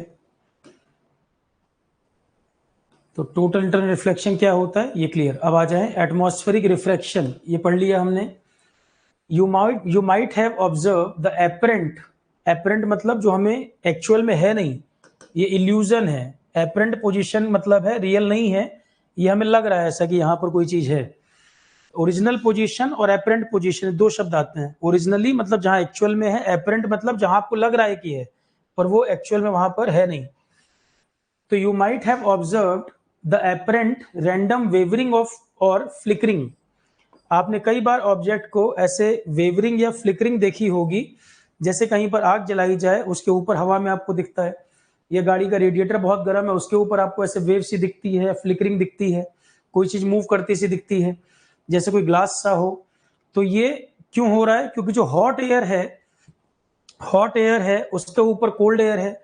हॉट एयर का रिफ्रैक्टिव इंडेक्स अलग, कोल्ड एयर का रिफ्रैक्टिव इंडेक्स अलग, दोनों का रिफ्रैक्टिव इंडेक्स अलग है। तो जो मूवमेंट हो रहा है, जो वहां लाइट मूव करेगी, उसमें फ्लिकरिंग आपको देखने को मिलेगी, क्योंकि डेंसिटी दोनों की अलग अलग, रिफ्रैक्टिव इंडेक्स दोनों का अलग अलग। और यही चीज स्टार्स में भी देखने को मिल रही है, क्योंकि उनकी दूरी तो बहुत ज्यादा है। स्टार्स पॉइंट सोर्स की तरह दिखते हैं, तो उनमें ट्विंकलिंग हमें देखने को मिलती है। वहां पर जो फ्लिकरिंग है वो ट्विंकलिंग हमें देखने को मिलती है। तो you might have observed the apparent random wavering or flickering of objects seen through a turbulent stream of hot air rising above a fire or a radiator. The air just above the fire become hotter than the air further up. The hotter air is lighter than the colder air above it. और refractive index दोनों का अलग अलग। तो physical condition of the refractive वही बता रहा है कि फिजिकल कंडीशन अलग अलग है, एनवायरमेंट में रिफ्रैक्टिव इंडेक्स वेरी कर रहा है, तो हमें फ्लिकरिंग या वेवी नेचर हमें देखने को मिल रहा है। और जो ऑब्जेक्ट है वो भी ओरिजिनल पोजीशन की बजाय एपरेंट पोजीशन पर नजर आ रहा है।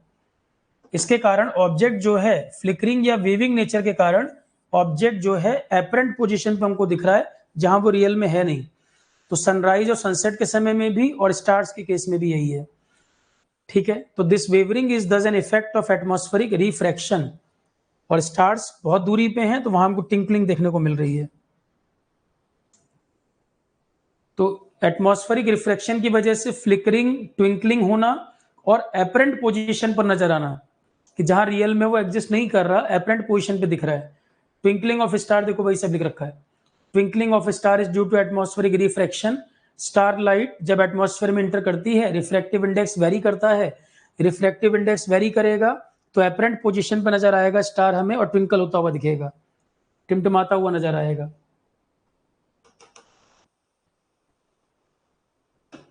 सेम वही कहानी है, एक बार इसको रीड कर लोगे, सेम वही चीज बताया है। जो the stars appear slightly higher than its actual position, actual position पे जहां है उससे ऊपर नजर आता है, एपरेंट पोजीशन पर दिखता है। और क्योंकि रिफ्रैक्टिव इंडेक्स वगैरह अर्थ पे वेरी कर रहा है, कोई चीज स्टेशनरी नहीं है, सब वेरी कर रही है। अर्थ का जो एटमॉस्फेयर है वो भी वेरी कर रहा है, तो सब चीजें हमें एक्चुअल नहीं नजर आ रही, हमें एपरेंट पोजीशन पे नजर आ रहा है।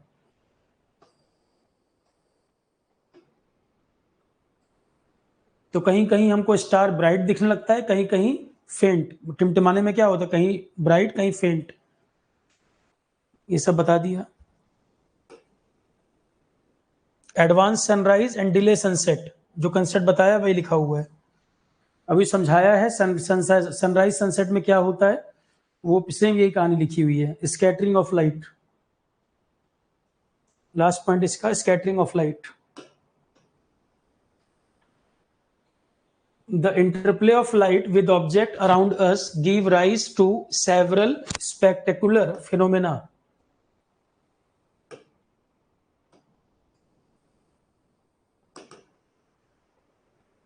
The interplay of light with object around us give rise to several phenomena in nature. The blue color of the sky, color of the water in sea, redness of the sun, sunrise sunset के time पे, ये कुछ example. The molecule of air and other fine particles जो atmosphere में है। Question क्या आएगा, sky blue दिखता है, स्कैटरिंग जो होती है लाइट की किससे होती है, एयर के मॉलिक्यूल और फाइन पार्टिकल जो हवा में है, जैसे कि डस्ट पार्टिकल्स भी हैं। स्कैटरिंग जो हो रही है वो किससे हो रही है, एयर के मॉलिक्यूल, और स्कैटरिंग हो रही है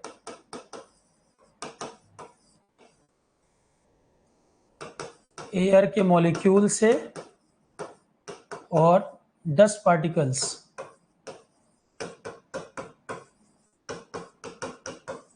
एयर के मॉलिक्यूल और डस्ट पार्टिकल से हो रही स्कैटरिंग।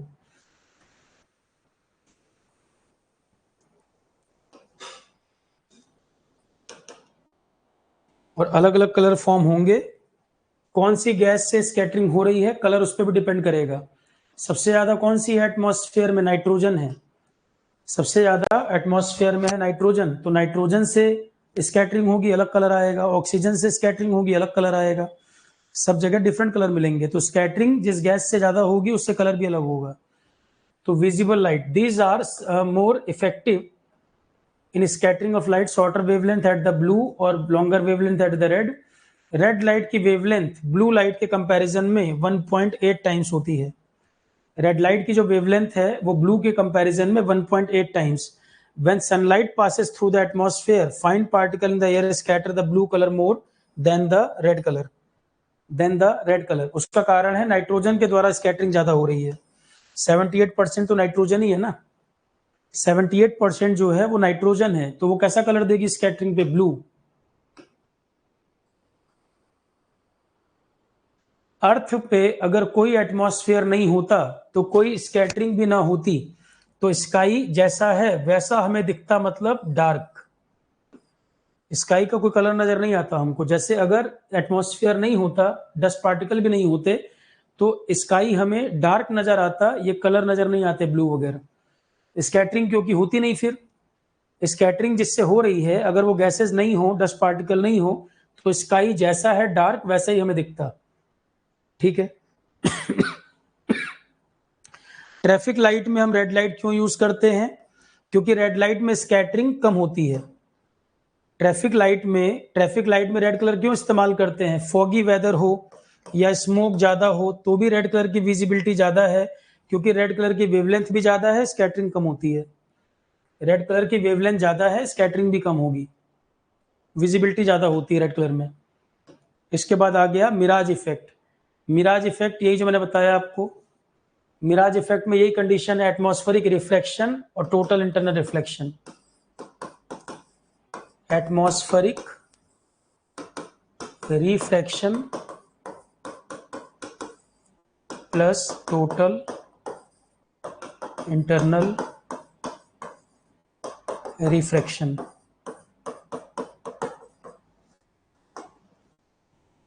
ठीक है, चलो ये लाइट का टॉपिक कंप्लीट। स्नेल्स लॉ बताना जरा क्या होता है? स्नेल्स लॉ जरा बताओ क्या होता है?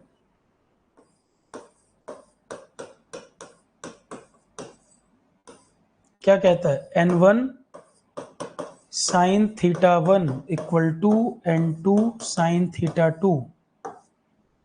दो मीडियम है, अभी जो आपने पढ़ा था कंसेप्ट, ये नॉर्मल लाइन है, यहाँ n1, ये एंगल थीटा 1, और ये अगर डेंसर है ये रेयरर है। नॉर्मल से लाइट अवे जाएगी, एंगल होगा थीटा 2। तो स्नेल्स लॉ क्या कहता है? n1 sine theta 1, n2 sine theta 2। n1 n2 क्या है? Refractive index. n1 n2 refractive index, यही है ना, कुछ और है? टेक्निकल वाले बताएं भाई, स्नेल्स लॉ यही है कुछ और है?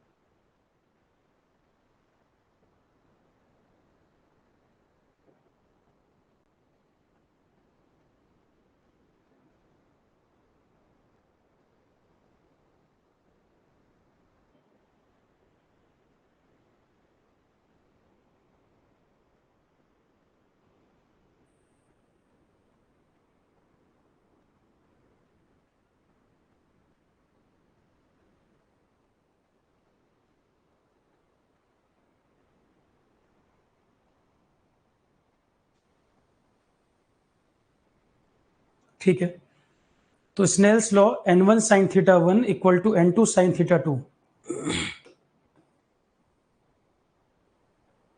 n1 sin theta 1 n2 sin theta 2।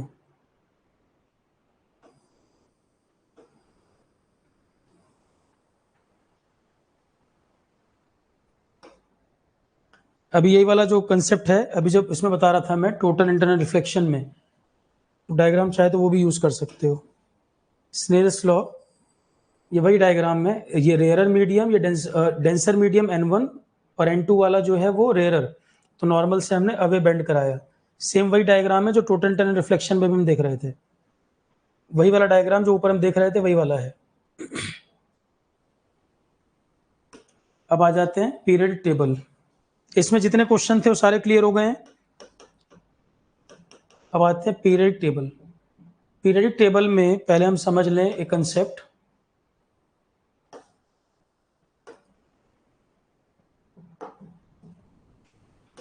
देखो, पीरियडिक टेबल जो बनी है उसमें अलग अलग समय पे अलग अलग वर्क हुआ। सबसे पहले इस पे काम किया डोबर्नियर ने। अगला टॉपिक है हमारा पीरियडिक टेबल। पहले सारा कुछ समझ लो, उसके बाद देखेंगे नोट्स में क्या लिखा है। पीरियडिक टेबल वाला कंसेप्ट, सबसे पहले इस पे वर्क किया डोबर्नियर।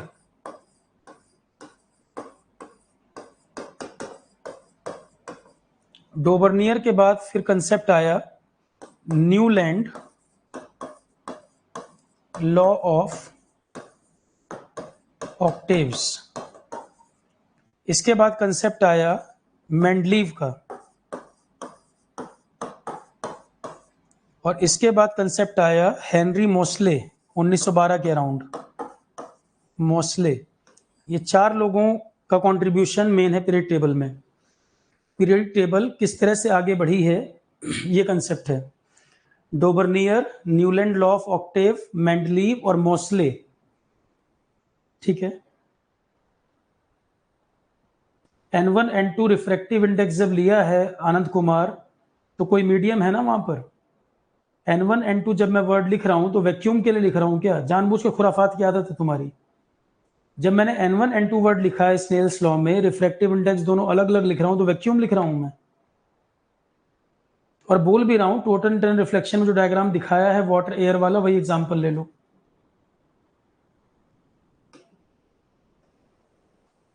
N1 N2 refractive index medium का ही लिखा है वहां पर, आप नोट कर लो उसको।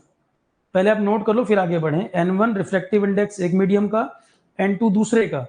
और जब मैंने रे को नॉर्मल से बेंड किया है, इसका मतलब N1 वाला जो है वो डेंसर है, N2 वाला रेयरर है।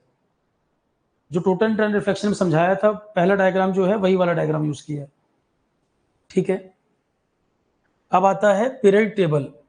सबसे पहले बात डोबर्नियर। डोबर्नियर ने क्या पता लगाया? इसने एक लॉजिक दिया, इसने एटॉमिक मास को रेफरेंस लिया। डोबर्नियर का जो वर्क था, इसने एटॉमिक मास को रेफरेंस लिया और इसने एक लॉ ऑफ ट्रायड्स का एक ग्रुप बनाया। इसने कहा कि तीन तीन एलिमेंट का इसने ग्रुप बनाया और इसने कहा कि दो एलिमेंट हैं और तीसरा यहां रखा, इन दोनों के एटॉमिक मास का एवरेज ये है। ठीक है, एक एलिमेंट ये और तीसरा एलिमेंट जो है उसका एटॉमिक मास इन दोनों का एवरेज है। तो कहीं कहीं पर तो इसकी बात काम कर गई, जैसे लिथियम वाला ग्रुप है, वहां पर इसकी बात काम कर गई। तो इसने लॉ ऑफ ट्रायड क्यों कह रहे हैं? तीन तीन का सेट बनाया। इसने तीन तीन का सेट बनाया और इसने कहा कि जो एलिमेंट हैं इस तरह से अरेंज किए जाएं, 3-3 के ग्रुप में अरेंज किए जाएं। एलिमेंट को 3-3 के ग्रुप में अरेंज किया जाए। फर्स्ट और थर्ड का जो एटॉमिक मास उसका एवरेज सेकंड वाले का मिल रहा है। पर ये सब में अप्लाई नहीं हो पाया, 3 ग्रुप ढूंढ पाया इसको, 3 ग्रुप में ये बात सही बैठी, बाकी जगह ये एप्लीकेबल नहीं हुआ। तो कुछ ही एलिमेंट पे ये बात अप्लाई हो रही थी, इसकी जो पीरियड टेबल है वो फेल कर गई। फिर न्यूलैंड आया। न्यूलैंड ने क्या कहा? इसने जो अपने ऑब्जर्वेशन, जो एक्सपेरिमेंट किए, उसने कहा कि हर 8 के बाद प्रॉपर्टीज में सिमिलरिटी मिल रही है। इसने अपना एक अलग कंसेप्ट दिया। इसने कहा कि हर 8 के बाद लॉ ऑफ ऑक्टेव क्यों कह रहे हैं? जैसे म्यूजिक में ऑक्टेव वर्ड यूज होता है ना, म्यूजिक में भी ऑक्टेव शब्द आता है। तो हर 8 के बाद प्रॉपर्टी में सिमिलरिटी देखने को मिल रही है। जैसे लिथियम है 3, लिथियम 3 है। अब इसने कहा कि 8 इसमें ऐड कर दो, इसके बाद जो आएगा उसको इसी ग्रुप में रख देते हैं। तो इसने कहा कि 3 में 8 ऐड कर दो, आ गया 11, तो सोडियम हो गया। सोडियम 11 है, 3 + 8, 8 का मतलब क्या 3 + 8। ऐसे ही बेरिलियम है, बेरिलियम 4 है। तो इसने कहा इसमें 8 ऐड के बाद जो आएगा मैग्नीशियम कितना है 12 है, तो 4 + 8। मतलब हर जो एलिमेंट है उसमें लॉ ऑफ ऑक्टेव फॉलो हो रहा है। ऑक्टेव हम ऐड करते जाएं तो अगला एलिमेंट उसी ग्रुप का मिलता जाएगा।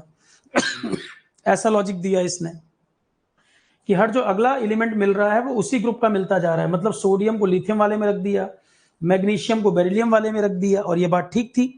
पर क्या ये सारे में एप्लीकेबल थी? कैल्शियम तक तो ये ठीक पहुंचा, फिर इसने गड़बड़ करना शुरू किया, अपना रूल कहीं कहीं वायलेट जबरदस्ती फिट करना शुरू किया एलिमेंट को। करते करते 56 तक पहुंचा, थोरियम तक पहुंचा। जो टेबल ये बनाना शुरू किया ये बढ़ते बढ़ते थोरियम तक जा पाया, और इसकी जो लॉ है वो भी फेल कर गया, क्योंकि आगे जो एलिमेंट आ रहे थे उनमें ऑक्टेट फॉलो हो नहीं रहा था।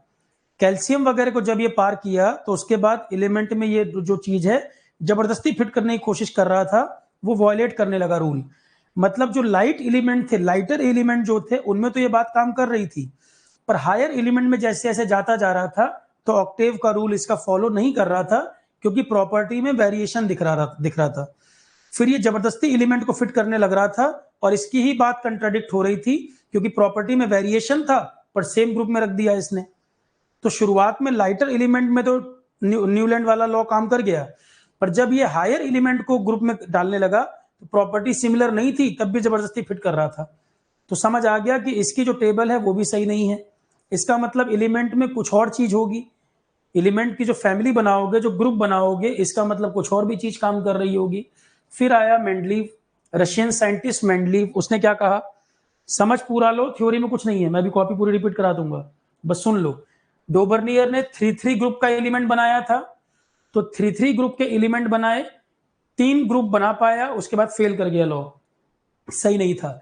न्यूलैंड को लगा कि 8-8 के रिपीटेशन के बाद सेम सिमिलर एलिमेंट मिलते हैं, सिमिलर प्रॉपर्टी वाले एलिमेंट मिलते हैं, वो बात भी कुछ हद तक चली, उसके बाद हायर एलिमेंट में फेल कर गई। मेंडलीव ने बड़ी समझदारी दिखाई। मेंडलीव ने क्या किया, इसने एटॉमिक मास के साथ साथ फिजिकल प्रॉपर्टी, केमिकल प्रॉपर्टी, इनको भी कंसिडर किया। इसने जो आधार माना था पीरियोडिक टेबल के लिए, इसने एटॉमिक मास, सिर्फ एटॉमिक मास पे फोकस नहीं किया था, इसने एटॉमिक मास प्लस एलिमेंट की फिजिकल एंड केमिकल प्रॉपर्टीज, इन सब पे फोकस किया था। फिजिकल प्लस केमिकल प्रॉपर्टीज, इन सब पे इसने फोकस किया। तो मेंडलीव ने, रशियन साइंटिस्ट था, इसने एटॉमिक मास पे तो ध्यान दिया ही, साथ साथ फिजिकल केमिकल प्रॉपर्टीज को भी ऑब्जर्व करता गया। तो इसकी जो टेबल है वो ठीक बनती गई। बल्कि आगे कहीं कहीं पर आपको एग्जाम्पल मिलेगा कि एटॉमिक मास के ऑर्डर पे अरेंज कर रहा है और साथ साथ फिजिकल केमिकल प्रॉपर्टी को भी ऑब्जर्व कर रहा है। इसकी समझदारी आप इस बात में देखो, टेबल में कहीं कहीं एटॉमिक मास ज्यादा, जिसका ज्यादा है वो पहले भी नजर आ जाएगा, पर प्रॉपर्टी के आधार पर अरेंज कर दिया उसने। मतलब ज्यादा वाले एटॉमिक मास को भी कहीं कहीं पहले यूज कर लिया है। तो आप अगर सिर्फ एटॉमिक मास पे बात करोगे तो थ्योरी वायलेट कर गई। अगर मेंडलीव सिर्फ एटॉमिक मास को ही रेफरेंस ले रहा होता तो इंक्रीजिंग ऑर्डर में लिखता चला जाता, पर पूरी टेबल देखोगे तो कुछ कुछ एटॉमिक मास ज्यादा होने के बाद भी वो कुछ एलिमेंट से ऊपर आ रहे हैं, पहले आ रहे हैं, क्योंकि वहां पर इसने केमिकल फिजिकल प्रॉपर्टी को आधार माना है। तो ये बात मेंडलीव ने डिफाइन कर दी है, सिर्फ एटॉमिक मास को लेकर नहीं चला, एटॉमिक मास के अलावा फिजिकल केमिकल प्रॉपर्टीज को भी। इसलिए इसके टेबल में कुछ कुछ एलिमेंट हायर एटॉमिक मास होने के बाद तो बाद में होने चाहिए थे, पर कुछ कुछ एलिमेंट ऊपर लिखे गए हैं, पहले लिखे गए हैं। जैसे आप कोबाल्ट, निकल, आयरन वगैरह की बात करोगे, कंपैरिजन करोगे, तो वहां पर ये प्रॉपर्टीज के आधार पर इसने अरेंज किया है, ठीक है। पर इसकी भी थ्योरी में कुछ कमी रही, जैसे आइसोटोप्स डिफाइन नहीं हो पाए। मेंडलीव की थ्योरी में कमी क्या रही, आइसोटोप्स की पोजीशन कैसे करोगे। दूसरा इसकी थ्योरी में दिक्कत आई हाइड्रोजन की पोजीशन को लेकर कि जो एल्कली मेटल्स हैं आपके, एल्कली मेटल्स जो है सोडियम पोटेशियम, आपने हाइड्रोजन को उसी में रख दिया है, जबकि हाइड्रोजन का रिएक्शन नॉन मेटल मेटल बहुत तरह से रिएक्शन करता है। वो तो हाइड्रोजन का जो रिएक्शन है वो अलग तरीके का, बहुत रिएक्टिव एलिमेंट है हाइड्रोजन। उसकी पोजीशन को लेकर मेंडलीव की जो टेबल है वो क्लैरिटी नहीं दे पाई। हाइड्रोजन की पोजीशनिंग क्या की जाए, कहां पर उसको रखा जाए, उसके केमिकल फिजिकल नेचर के हिसाब से भी, एटॉमिक मास के हिसाब से भी आइसोटोप्स का नहीं क्लियर हो पाया। और दूसरा हाइड्रोजन की पोजीशन कहां पर करें, क्योंकि उसकी रिएक्टिविटी के हिसाब से, उसकी प्रॉपर्टी के हिसाब से हाइड्रोजन को डिफाइन नहीं कर पाया, क्लैरिटी नहीं आ पाई। तो मेंडलीव के टेबल में भी थोड़ी सी कमी रह गई आइसोटोप और हाइड्रोजन वगैरह को लेकर। फिर उसको मोस्ले ने करेक्ट किया। मोस्ले ने आधार माना है एटॉमिक नंबर। मोस्ले ने फिजिकल केमिकल प्रॉपर्टी तो है ही, physical chemical property plus atomic number को आधार माना है, एटॉमिक नंबर प्लस प्रॉपर्टी। तो मोस्ले ने एटॉमिक नंबर को रेफरेंस माना। अब क्वेश्चन कैसे बनेगा, father of modern periodic table, यही क्वेश्चन आता है।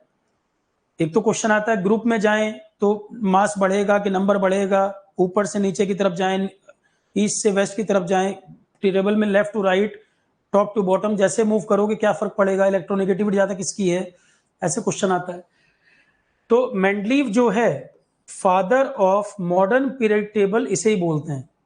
जो सारा मेन जो काम है वो मेंडलीव का ही किया हुआ है इसके ऊपर। मोस्ले ने उसमें बाद में और इंप्रूवमेंट किया है। और मेंडलीव इतना समझदार था, कई एलिमेंट जो उस समय नहीं पता थे इसने उसके लिए स्पेस छोड़ दिया टेबल में, और आगे जो एलिमेंट पता चलते गए वो बिल्कुल मेंडलीव के टेबल में फिट बैठे। मेंडलीव की टेबल क्यों करेक्ट है, क्योंकि मेंडलीव ने जिन एलिमेंट का उस समय नहीं पता था जगह छोड़ दी थी टेबल में।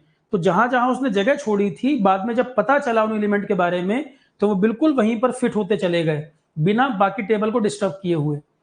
मतलब पहले से ही स्पेस छोड़ दिया कि जो आगे एलिमेंट आए उनको यहाँ फिट करते जाओ, और वो बिल्कुल फिट बैठे, उनकी प्रॉपर्टी वगैरह भी मैच करती गई, बाकी टेबल को डिस्टर्ब किए बिना वहां जगह में वो सटीक बैठा।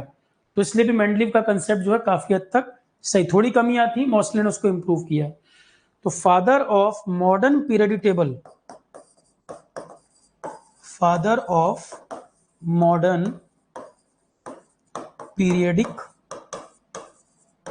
Table, father of modern period table कौन है, मेंडलीव है। Father of modern period table Mendeleev, ये क्वेश्चन आता है एग्जाम में।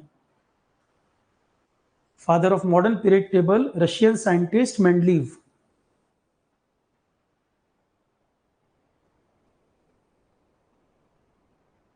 यहां तक कुछ लिखना है लिखो, फिर हम आगे बढ़े।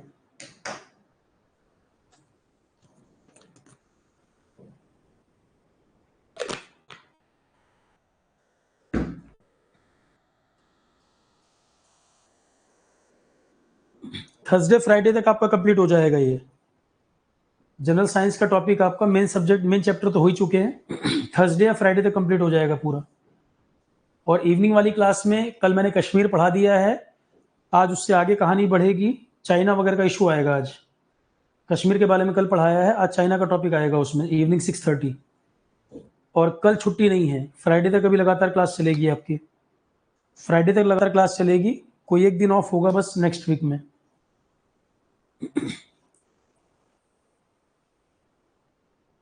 तो जनरल साइंस आपका थर्सडे फ्राइडे में कंप्लीट हो जाएगा, सिर्फ जीके करंट अफेयर बचेगा आपका एसएससी वाले बैच में और पेटेंट वाले में। रीजनिंग चल ही रहा है, रीजनिंग आपका ऑलरेडी रनिंग है।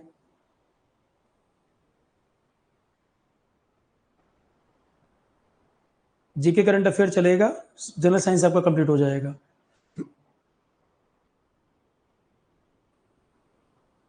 ईएस वालों के दो टॉपिक जीके करंट अफेयर चल रहा है, दूसरा उनका एप्टीट्यूड शुरू हो चुका है। ईएस वालों में एप्टीट्यूड स्टार्ट हो गया है। बीपीएससी वाले बैच में जीके करंट अफेयर आपका रनिंग है, जनरल साइंस आपका भी कॉमन है। करंट अफेयर कंप्लीट हो जाएगा, फिर अगला टॉपिक आप में बीपीएससी में जैसे बिहार लोकल का कुछ पढ़ाना है।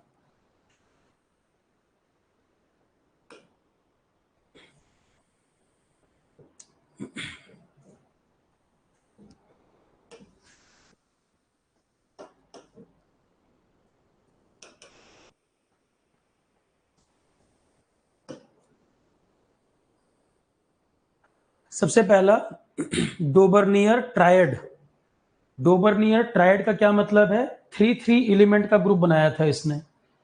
डोबर्नियर ट्रायड का मीनिंग क्या है? 3 एलिमेंट का ग्रुप।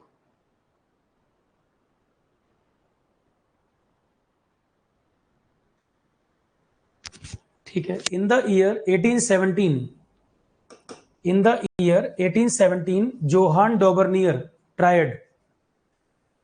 ट्रायड का क्या मतलब? 3 का ग्रुप बनाया।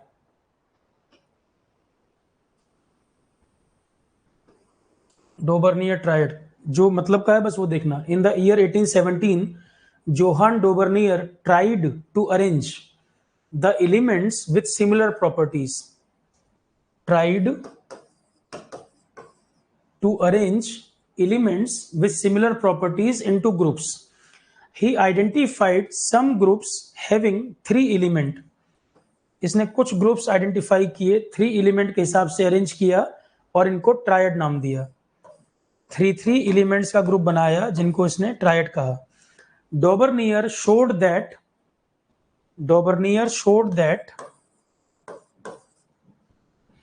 when the 3 element in a triad were written in the order of increasing atomic mass, इसने उनको इंक्रीजिंग एटॉमिक मास के ऑर्डर में लिखा और ये ऑब्जर्व किया कि जो मिडल एलिमेंट है वो फर्स्ट और थर्ड का एवरेज एटॉमिक मास का है।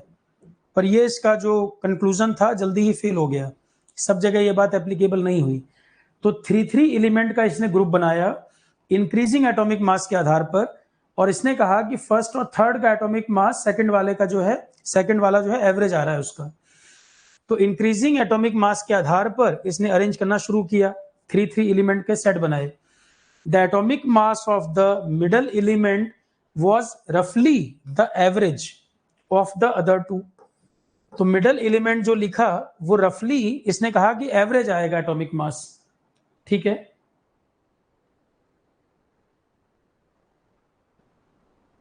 अबरार आलम, मैंने आपसे बोला है कि थर्सडे या फ्राइडे तक खत्म होगा, आज कंप्लीट नहीं हो रहा ना। ये हिंदी तो समझते ही होगे, तो मैंने ये तो कहा नहीं आज खत्म हो जाएगा टॉपिक ये, कि लेंस वेंस पावर आवर सब निकालना खत्म हो गया है।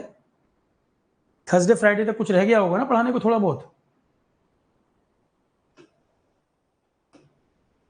और आगे आगे भागने के बजाय जितना पढ़ाया है पहले उसको ठीक से तैयार कर लो। पढ़ाने में 11th 12th का भी साइंस पढ़ लो, सब पढ़ लो, पर पहले जितना कराया उतना तैयार कर लो, नहीं तो पीएचडी हो जाएगी, पेपर रह जाएगा। ठीक है। तो इंक्रीजिंग एटॉमिक मास के आधार पर इसने अरेंज करना शुरू किया। तो एटॉमिक मास जो है मिडल एलिमेंट का रफली बाकी दोनों का एवरेज होगा। अब इसने कुछ जो सेट बनाए वो तो ठीक बन गए, जैसे इसने लिथियम सोडियम पोटेशियम, इन तीनों को ऑब्जर्व करो। लिथियम सोडियम पोटेशियम का जब इसने अरेंज किया तो लिथियम 6.9 एटॉमिक मास, सोडियम 23 और पोटेशियम 39, इन दोनों का एवरेज मास निकाला, लगभग यही आएगा। तो यहां पर तो ये लॉजिक काम कर गया इसको लगा बिल्कुल ठीक चल रहा है। फिर इसने कैल्शियम स्ट्रोंशियम बेरियम इनको यूज किया, यहां भी लॉजिक काम कर गया। फिर ये अगले कंसेप्ट पे गया, अगला ग्रुप, ये 2 ग्रुप मिल गए। तीसरा ग्रुप इसने देखा तो क्लोरीन ब्रोमीन आयोडीन, इसमें भी ये लॉजिक काम कर गया। तो ये इसका जो कंसेप्ट है यहां भी काम कर गया, यहां भी काम कर गया, लिथियम वाले में भी। पर जब सोडियम, ये नाइट्रोजन फास्फोरस आर्सेनिक, इसमें ये लॉजिक लगाने गया तो यहां फेल कर गया, यहां ये लॉजिक काम नहीं आया इसका। ठीक है। तो इसको पता, तो फिर यहां से कंक्लूजन निकल गया कि ये जो इसकी थ्योरी है वो केवल इन 3 ग्रुप में, इन 3 एलिमेंट में काम तो कर रही है ग्रुप में, सब जगह ये एप्लीकेबल नहीं है। इसका मतलब डोबर्नियर वाला कंसेप्ट सही नहीं है। तो एक लिथियम वाले केस में, कैल्शियम वाले ग्रुप में और क्लोरीन वाले में, इन 3 में काम कर गई, पर नाइट्रोजन वाले में ये फेल कर गया। ठीक है। तो ये एग्जाम्पल डोबर्नियर ने दिया, थोड़ा बहुत सही हो पाया, बाकी पता लग गया कि जल्दी ही गलत है ये कंसेप्ट।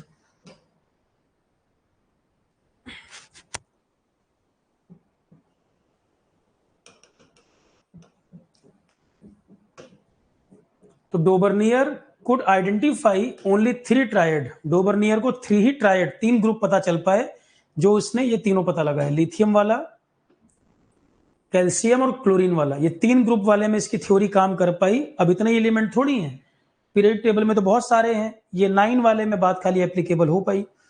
तो डोबर्नियर की थ्योरी यहीं फेल कर गई। तो डोबर्नियर कुड आइडेंटिफाई ओनली 3 ट्रायड, सिर्फ 3 ट्रायड बता पाया, तो इसका सिस्टम ऑफ क्लासिफिकेशन यूजफुल नहीं रहा, इसका सिस्टम ऑफ क्लासिफिकेशन काम का नहीं रहा। पर ये, और डोबर्नियर ने ही प्लेटिनम को एज ए कैटलिस्ट ये पहली बार बताया था। डोबर्नियर का ही पहला ऑब्जर्वेशन प्लेटिनम के बारे में था एज ए कैटलिस्ट। कैटलिस्ट का काम क्या होता है? रिएक्शन को स्पीड अप करना। कैटलिस्ट का वर्क क्या होता है? कैटलिस्ट का काम है रिएक्शन को स्पीड अप करना, रिएक्शन को स्पीड अप करना।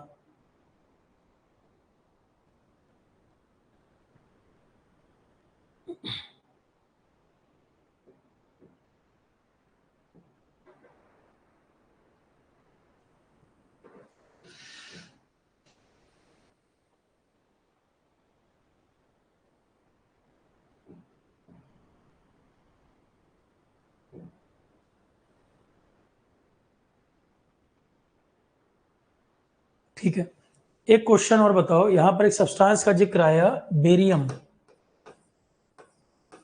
एक क्वेश्चन इसका यही नोट कर लो, बेरियम सल्फेट। बेरियम सल्फेट का क्या यूज है? हमारी जो एलिमेंट्री कैनाल होती है उसको चेक करने के लिए, उसको टेस्ट करने के लिए यूज करते हैं। एलिमेंट्री कैनाल में आपका स्टमक भी आ गया, स्मॉल इंटेस्टाइन भी आ गई, तो एलिमेंट्री कैनाल की टेस्टिंग में यूज होता है barium sulphate. Used in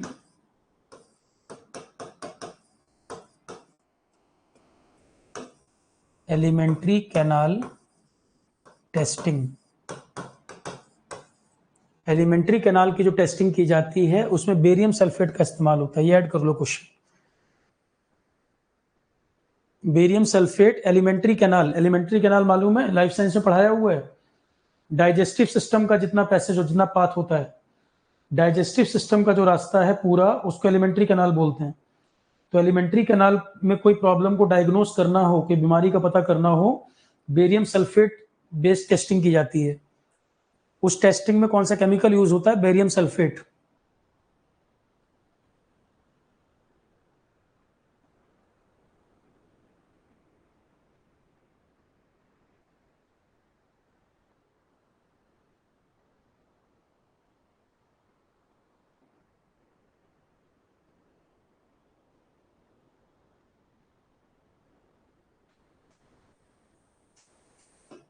barium sulphate alimentary canal की टेस्टिंग में, इसमें स्टमक भी आ गया, बॉवल भी आ गया, जहां से वेस्ट पास करते हो, उसके बाद आपकी स्मॉल इंटेस्टाइन भी आ गई, सब आ गया इसमें।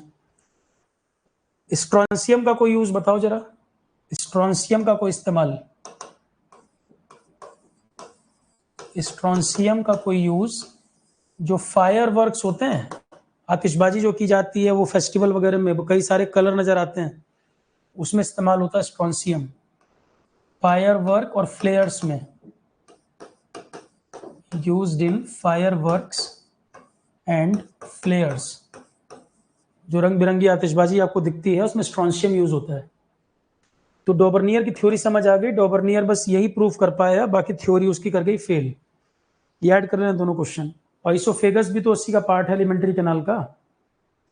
विक्रम, माउथ से लेके एनस तक पढ़ा रखा है एलिमेंट्री कैनाल, वो पूरे पैसेज को बोलते हैं एलिमेंट्री कैनाल। डाइजेस्टिव सिस्टम में जितना पाथ इन्वॉल्व था, माउथ से लेके एनस तक टोटल आ जाएगा एलिमेंट्री कैनाल। मैं इसीलिए बोल रहा हूं, सबका ध्यान इस पे है सर, अभी लेंस पढ़ाना है, वो टॉपिक तो आगे आ जाएगा, पर जितना पढ़ा दिया है उसकी क्या स्थिति है, रिवाइज किया है, कुछ याद वाद भी है कि नहीं। ये कोई सेमेस्टर एग्जाम नहीं है कि मैं सिलेबस खत्म कर दूंगा, पढ़ना पड़ेगा पहले। सिलेबस में पहली बार खत्म नहीं कर रहा हूँ, 12-13 साल से मैं यही पढ़ा रहा हूँ, तो मेरे एंड पे दिक्कत नहीं है, मैं ज्यादा से ज्यादा करा दूंगा, पर तुम उतना कवर भी तो करो। चिंता मुझे इस बात की है कि तुम रिवाइज भी कर रहे हो कि नहीं, कॉपी उठा के देख भी रहे हो कि नहीं देख रहे हो, चीजें रिकॉल भी हो पा रही कि नहीं हो पा रही हैं।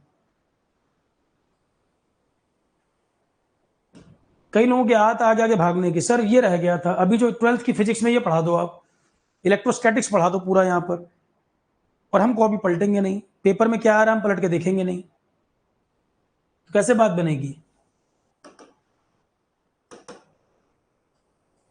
डोबर्नियर कुड आइडेंटिफाई ओनली 3 ट्रायड, और मेरी कोशिश यही है कि 20 तारीख के बाद कम से कम 10 दिन क्वेश्चन करवाऊं मैं, और तब तक अपने सब्जेक्ट पूरे कर लेना जीएस के, जिससे मालूम भी चले क्वेश्चन कर पा रहे हो कि नहीं कर पा रहे हो। तुम्हारी ये भी शिकायत नहीं रहेगी कि भाई क्वेश्चन प्रैक्टिस नहीं हुआ। 20 तारीख के बाद मेरी कोशिश यही कि ज्यादा से ज्यादा क्वेश्चन करा दूं मैं, कम से कम 10 दिन प्रैक्टिस कराऊं क्वेश्चन की, तब जाके आपको पता चलेगा कुछ पढ़े हो, रिवाइज किए हो कि नहीं किए हो।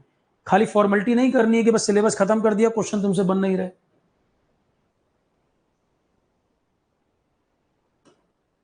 तो कोशिश करो जो पढ़ चुके हो और कॉपी पलट भी लो, ठीक है। तो डोबर्नियर कुड आइडेंटिफाई ओनली 3 ट्रायड, तो डोबर्नियर की थ्योरी कर गई फेल। डोबर्नियर ने ही प्लेटिनम को ऑब्जर्व किया था एज ए कैटलिस्ट। प्लेटिनम को व्हाइट गोल्ड कहते हैं, लिथियम को भी कहते हैं, प्लेटिनम को भी कहते हैं, नोन एज व्हाइट गोल्ड।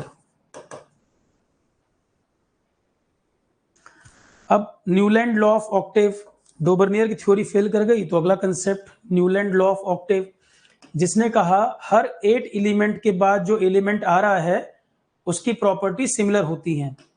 मतलब थर्ड नंबर और जो 8 के बाद रिपीट होगा, मतलब 11 नंबर 3 और 11 की प्रॉपर्टी सिमिलर हो रही हैं।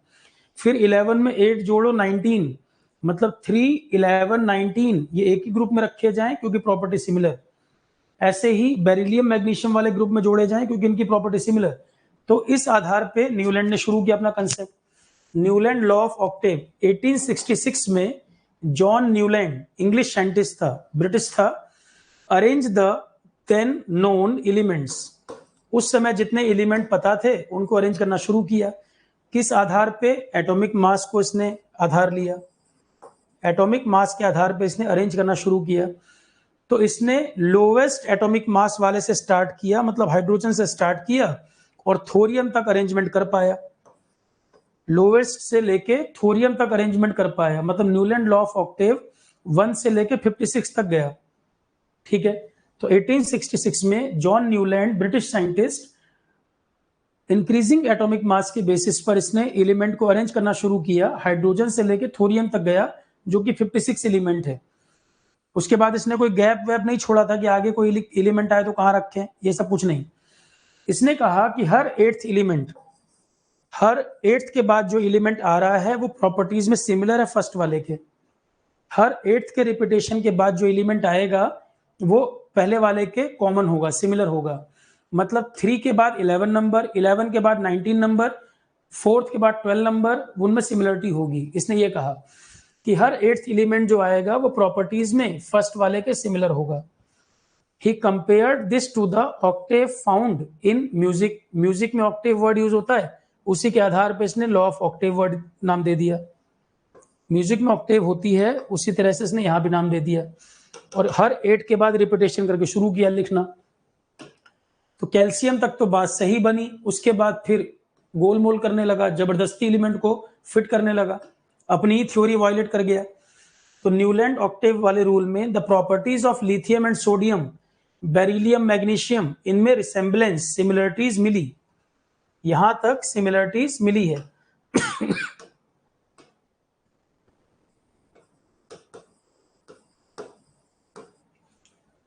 तो न्यूलैंड ऑक्टेव में property lithium, sodium, beryllium, magnesium, इनमें समानताएं, रिसेम्बलेंस उसको मिला। It was found that law of octave was applicable only up to calcium. ये जो लॉ है कैल्शियम तक एप्लीकेबल है, कैल्शियम के बाद हर 8th एलिमेंट वो प्रॉपर्टी, सेम प्रॉपर्टी पजेस नहीं करता। कैल्शियम तक ये चीज काम कर गई, उसके बाद पता चला कि कैल्शियम के बाद सेम प्रॉपर्टी पजेस नहीं कर रहा है, पर तब भी खींचतान करके ये थोरियम तक पहुंचा, खींचतान करके थोरियम तक पहुंचा जबरदस्ती।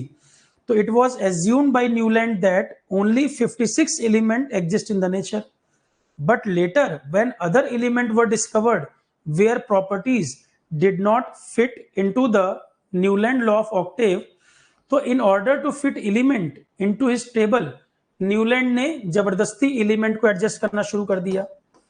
ऐसे एलिमेंट को एडजस्ट करना शुरू कर दिया जिनकी प्रॉपर्टी सेम ही नहीं है, अपने खुद के रूल को वायलेट करने लगा। जैसे कोबाल्ट और निकल को सेम स्लॉट में रख दिया,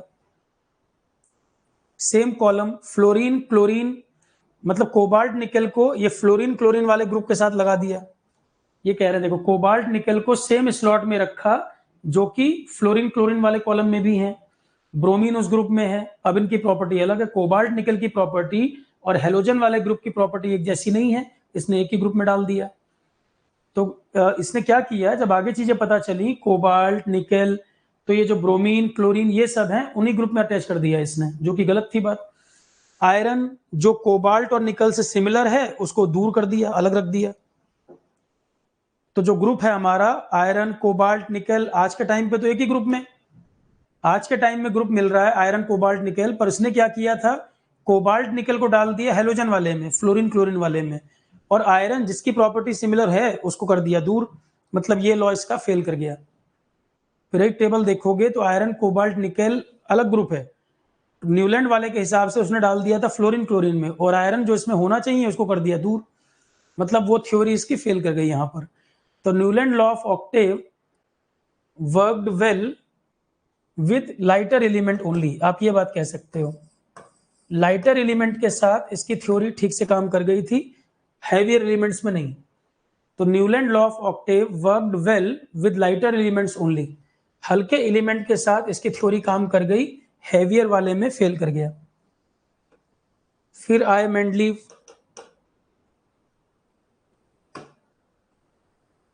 Mendeleev periodic table, the main credit for classifying element goes to Dmitry Mendeleev, Russian scientist था ये। मोस्ट इंपॉर्टेंट कंट्रीब्यूटर था अर्ली, जो ये अर्ली डेवलपमेंट ऑफ जो ये मॉडर्न पीरियड टेबल है, मॉडर्न पीरियड टेबल का जो आधार है वो इसी का रखा है, इसीलिए इसको father of modern period table कहते हैं।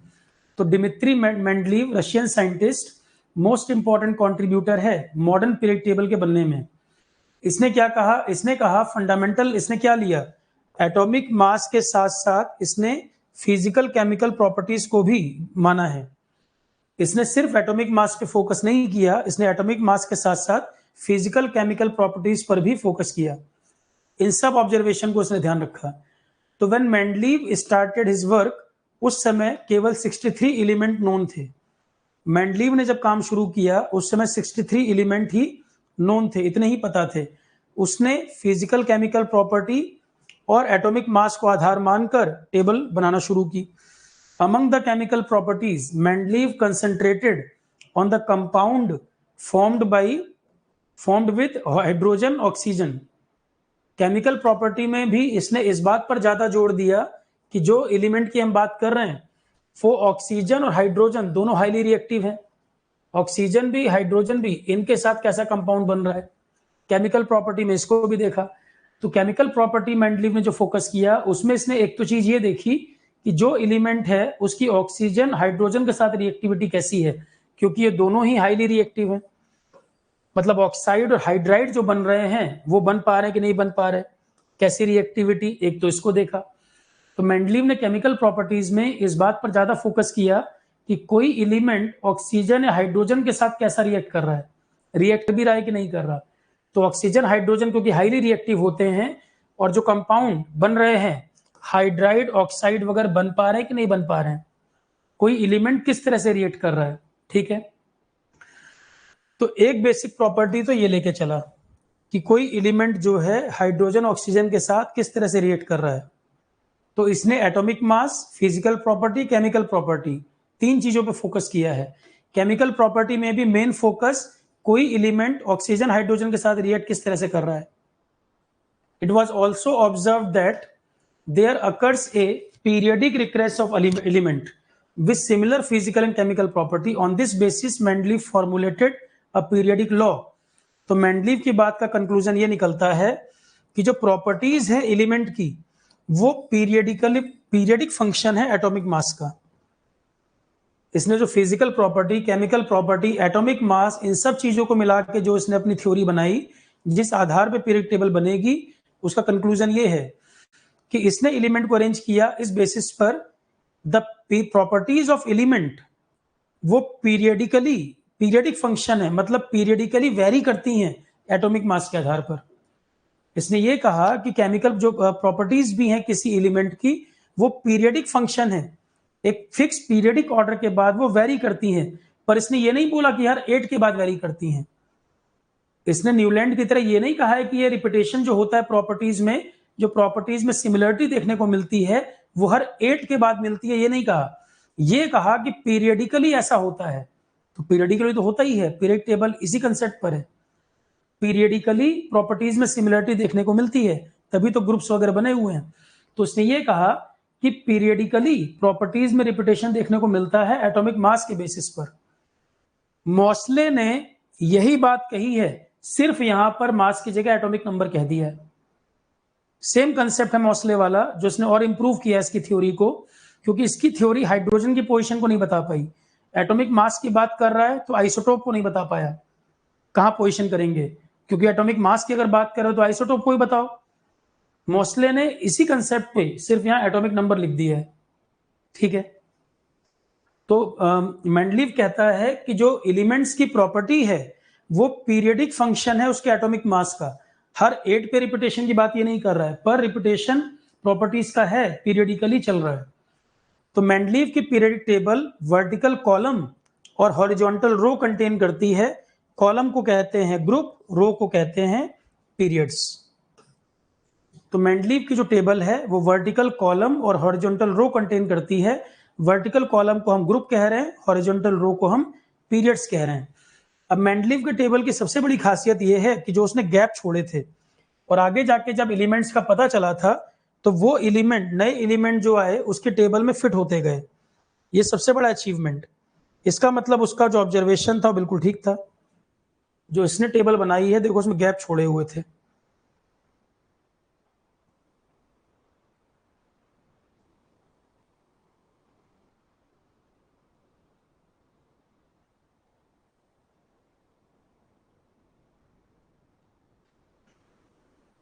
जैसे ये टेबल है, क्योंकि उस समय तो 62 एलिमेंट ही पता थे जब उसने टेबल बनाई थी, कंसेप्ट दिया था तो सिर्फ 62 एलिमेंट मालूम थे, पर आगे जो एलिमेंट आएंगे उनकी जगह इसने बना दी थी।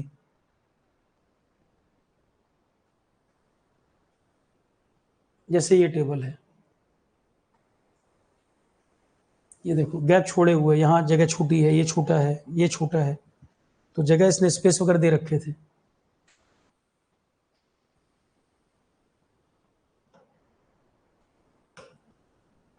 ठीक है, नेक्स्ट पॉइंट। तो रोज और कॉलम का कंसेप्ट आ गया।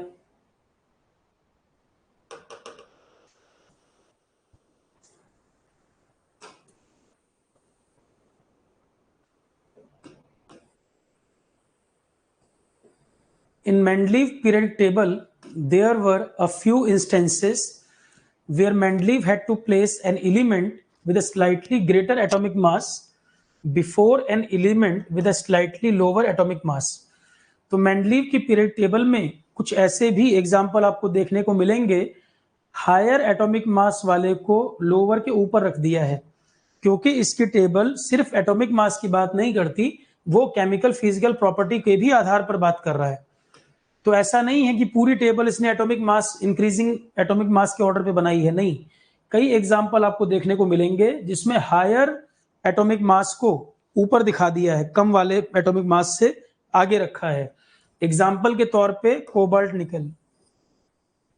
ठीक है, प्रॉपर्टीज के आधार पर, क्योंकि इसने प्रॉपर्टीज को भी देखा। एटॉमिक मास तो एक फैक्टर था, पर इसने केमिकल फिजिकल प्रॉपर्टीज को भी ऑब्जर्व किया। तो कहीं कहीं जो आप देखोगे एटॉमिक मास ज्यादा होने के बाद भी पहले रख दिया है, क्योंकि प्रॉपर्टी को भी ऑब्जर्व किया है, सिमिलरिटी देखा है। तो ही grouped element with similar properties together. Atomic mass से भी ज्यादा वेटेज इसने प्रॉपर्टीज को दिया।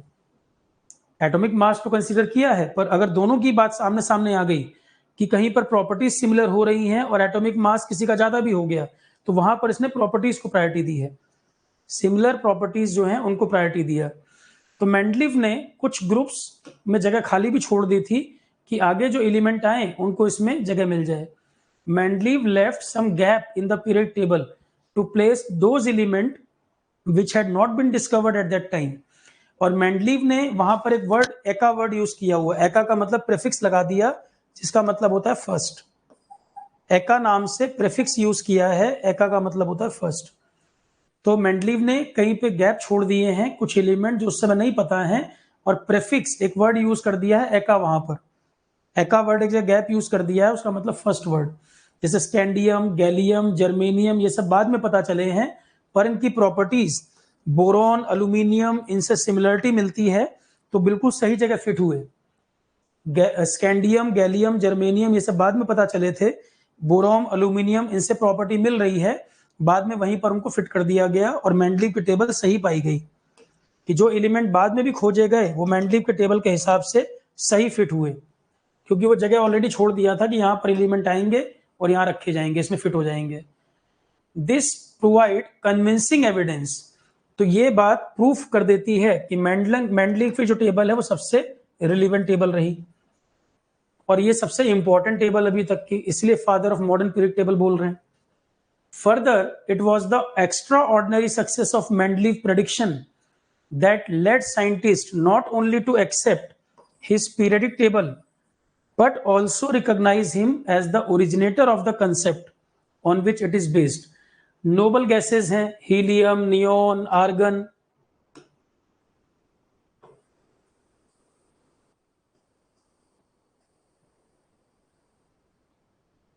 Noble gases like helium, neon, argon were discovered later. ये गैसेस बाद में पता चली, और ये इनर्ट गैसेस हैं, एक्सट्रीमली लो कंसंट्रेशन में एटमॉस्फेयर में है, ये सब भी वर्क है इसका।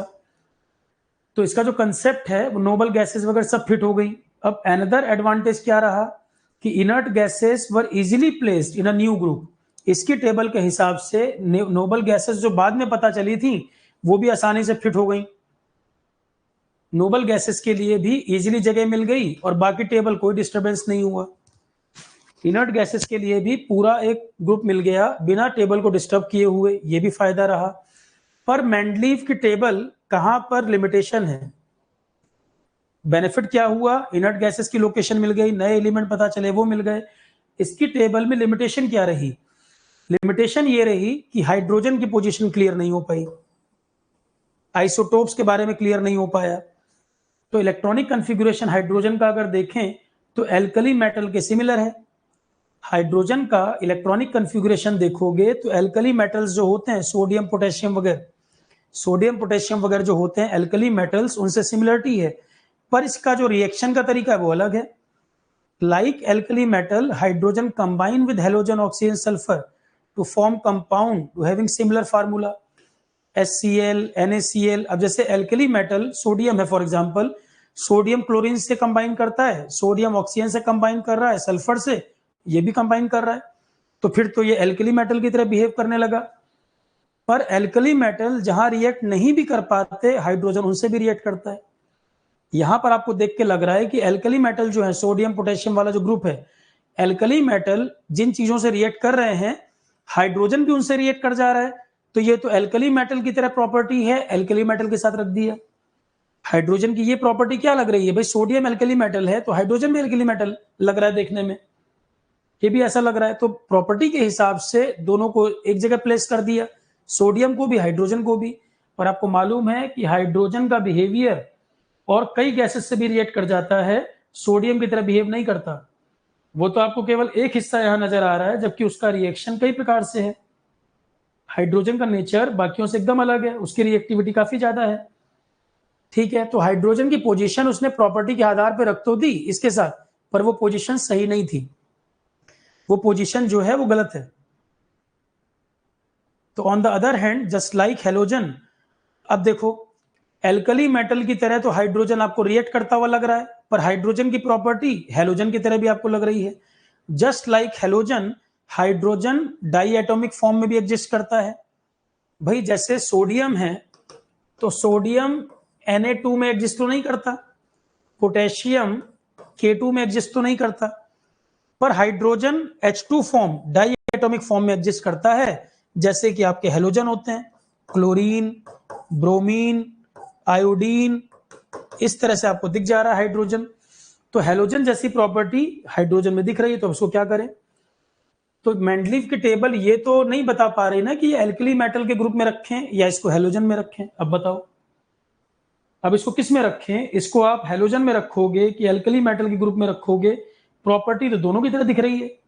तो इस चीज को मेंडलीव जस्टिफाई नहीं कर पाया है, ये इसकी लिमिटेशन है कि हाइड्रोजन का जो बिहेवियर है एल्कली मेटल की तरह भी है और हाइड्रोजन का बिहेवियर हेलोजन की तरह भी है कि वो डाई एटॉमिक फॉर्म में एग्जिस्ट कर जाता है। तो अब इसको रखें किसमें, इसको हम रखें एल्कली मेटल के साथ या हेलोजन के साथ, ये क्लैरिटी हमें नहीं मिल पाई।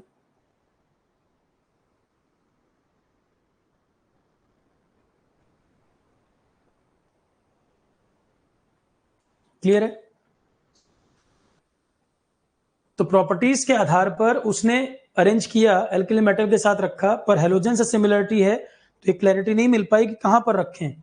इसी बात को मोस्ले ने फिर आगे जाकर रिजॉल्व किया एटॉमिक नंबर को बेसिस लेकर, एटॉमिक मास का चक्कर ही खत्म कर दिया उसने। ठीक है, और हाइड्रोजन होता क्या है मुझे ये बता दो, हाइड्रोजन मेटल है या नॉन मेटल है? एक लाइन आप और बता दीजिए। एल्कली मेटल के साथ आपने हाइड्रोजन को रखा तो ये मेटल है या नॉन मेटल है? रखा तो आपने इसको एल्कली मेटल के ग्रुप में। हाइड्रोजन मेटल है या नॉन मेटल है? गैस फॉर्म में है, non metal. Hydrogen gaseous state में है, नॉन मेटल है। ये नोट कर लो, हाइड्रोजन एक नॉन मेटल है। ठीक है, तो certainly no fix position, hydrogen को पीरियड टेबल में एक फिक्स पोजीशन नहीं क्लियर हो पाई। तो मेंडलीव टेबल का एक तो ये ड्रॉबैक रहा, दूसरा आइसोटोप्स वगैरह के बारे में क्लैरिटी नहीं हो पाई। Isotope of all element posed a challenge to Mendeleev period table. Isotope की पोजीशन को लेकर प्रॉब्लम हुई, क्योंकि एटॉमिक मास के आधार पर लिख रहे हो तो आइसोटोप लिखो, एटॉमिक मास के आधार पर लिख रहे हो तो उनको भी अरेंज करो, उसके लिए प्रॉब्लम हुई। तो another problem, atomic mass do not increase in a regular manner. और एक ड्रॉबैक क्या हुआ कि एटॉमिक मास रेगुलर मैनर में इंक्रीज नहीं करा, so it was not possible to predict how many element would be discovered between two element when we consider heavier element. तो simply hydrogen की पोजीशन और आइसोटोप लेके फेल हो गया, बस ये समझो आप। हाइड्रोजन और आइसोटोप के केस में मेंडलीव की टेबल फेल रही। मॉडर्न टेबल ने 1913 में हेनरी मोस्ले ने थोड़ा सा इंप्रूवमेंट कर दिया, उसने एटॉमिक नंबर का कंसेप्ट लाया कि प्रॉपर्टीज को तो देखेंगे पर एटॉमिक नंबर पे फोकस करेंगे, एटॉमिक मास पे नहीं, क्योंकि एटॉमिक मास के साथ गड़बड़ हो रही है आइसोटोप वगैरह समझने में। एटॉमिक मास का जो कंसेप्ट, एटॉमिक नंबर का कंसेप्ट ले आया एटॉमिक मास को हटा के। तो मेंडलीव टेबल मॉडिफाई कर दिया इसने उसको और एटॉमिक नंबर को बेसिस लिया, एटॉमिक नंबर को बेसिस लिया, और उसी कंसेप्ट को जो मेंडलीव ने बोला था कि एलिमेंट की प्रॉपर्टीज पीरियडिक फंक्शन होती हैं, उसने कहा था एटॉमिक मास का, इसने कहा एटॉमिक नंबर का। इतना ही इंप्रूवमेंट है।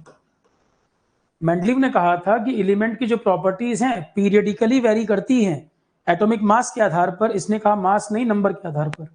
यही चेंज किया इसने। मोस्ले ने एटॉमिक मास की जगह एटॉमिक नंबर को यहां पर आधार माना। ठीक है, तो चारों टेबल कंप्लीट। अब कल इसके आगे देखेंगे, जरा सा रह रहा है, एक दो पॉइंट रह रहे हैं, कल इस पे बात करेंगे आगे। टोटल 18 ग्रुप 7 पीरियड सब कल देखेंगे। कल ये कंप्लीट हो जाएगा और मिसलेनियस का टॉपिक लास्ट का वो शुरू हो जाएगा। ठीक है, चलो क्लास इतना ही रखते हैं। Thank you. इवनिंग 6:30 क्लास होगी, आज भी है, फ्राइडे तक लगातार शेड्यूल है आपका, कल भी है। Thank you all. और जो लोग सब्जेक्ट कंप्लीट कर रहे हैं या जिनकी तैयारी ठीक हो चुकी, रिवीजन पे फोकस करना शुरू करें, नहीं तो कितना भी पढ़ा दूंगा मैं, पेपर आएगा, कॉपी से क्वेश्चन आएंगे, रिवीजन नहीं किए होगे तो या रिकॉल ही नहीं कर पाओगे, फिर बोल दोगे सर ने नहीं कराया था, और मैं कॉपी चेक कराऊंगा, कॉपी में लिखा होगा। कॉपी नहीं रिवाइज करेंगे तो लास्ट में आनंद यही दिक्कत होगी कि सर आपने कराया नहीं। कॉपी खोल के देखोगे एक हफ्ते के बाद, तब दिखेगा नोट्स में मिलेगा आपको। और ये हर बार की कहानी है, रिवीजन नहीं करेंगे तो चीजें याद नहीं रहेंगी। मैं पूरी कोशिश करूंगा कि 20 तारीख के बाद मैं क्वेश्चन कराता जाऊं, पर कम से कम रिवीजन करोगे तो चीजें रिकॉल कर पाओगे। सिर्फ टीचर पे डिपेंड रहोगे, टीचर 100% एफर्ट करेगा, पर पेपर अल्टीमेटली तुम्ही को देने जाना है, पेपर मेरे को नहीं देना है ना। ठीक है क्लास, थैंक यू।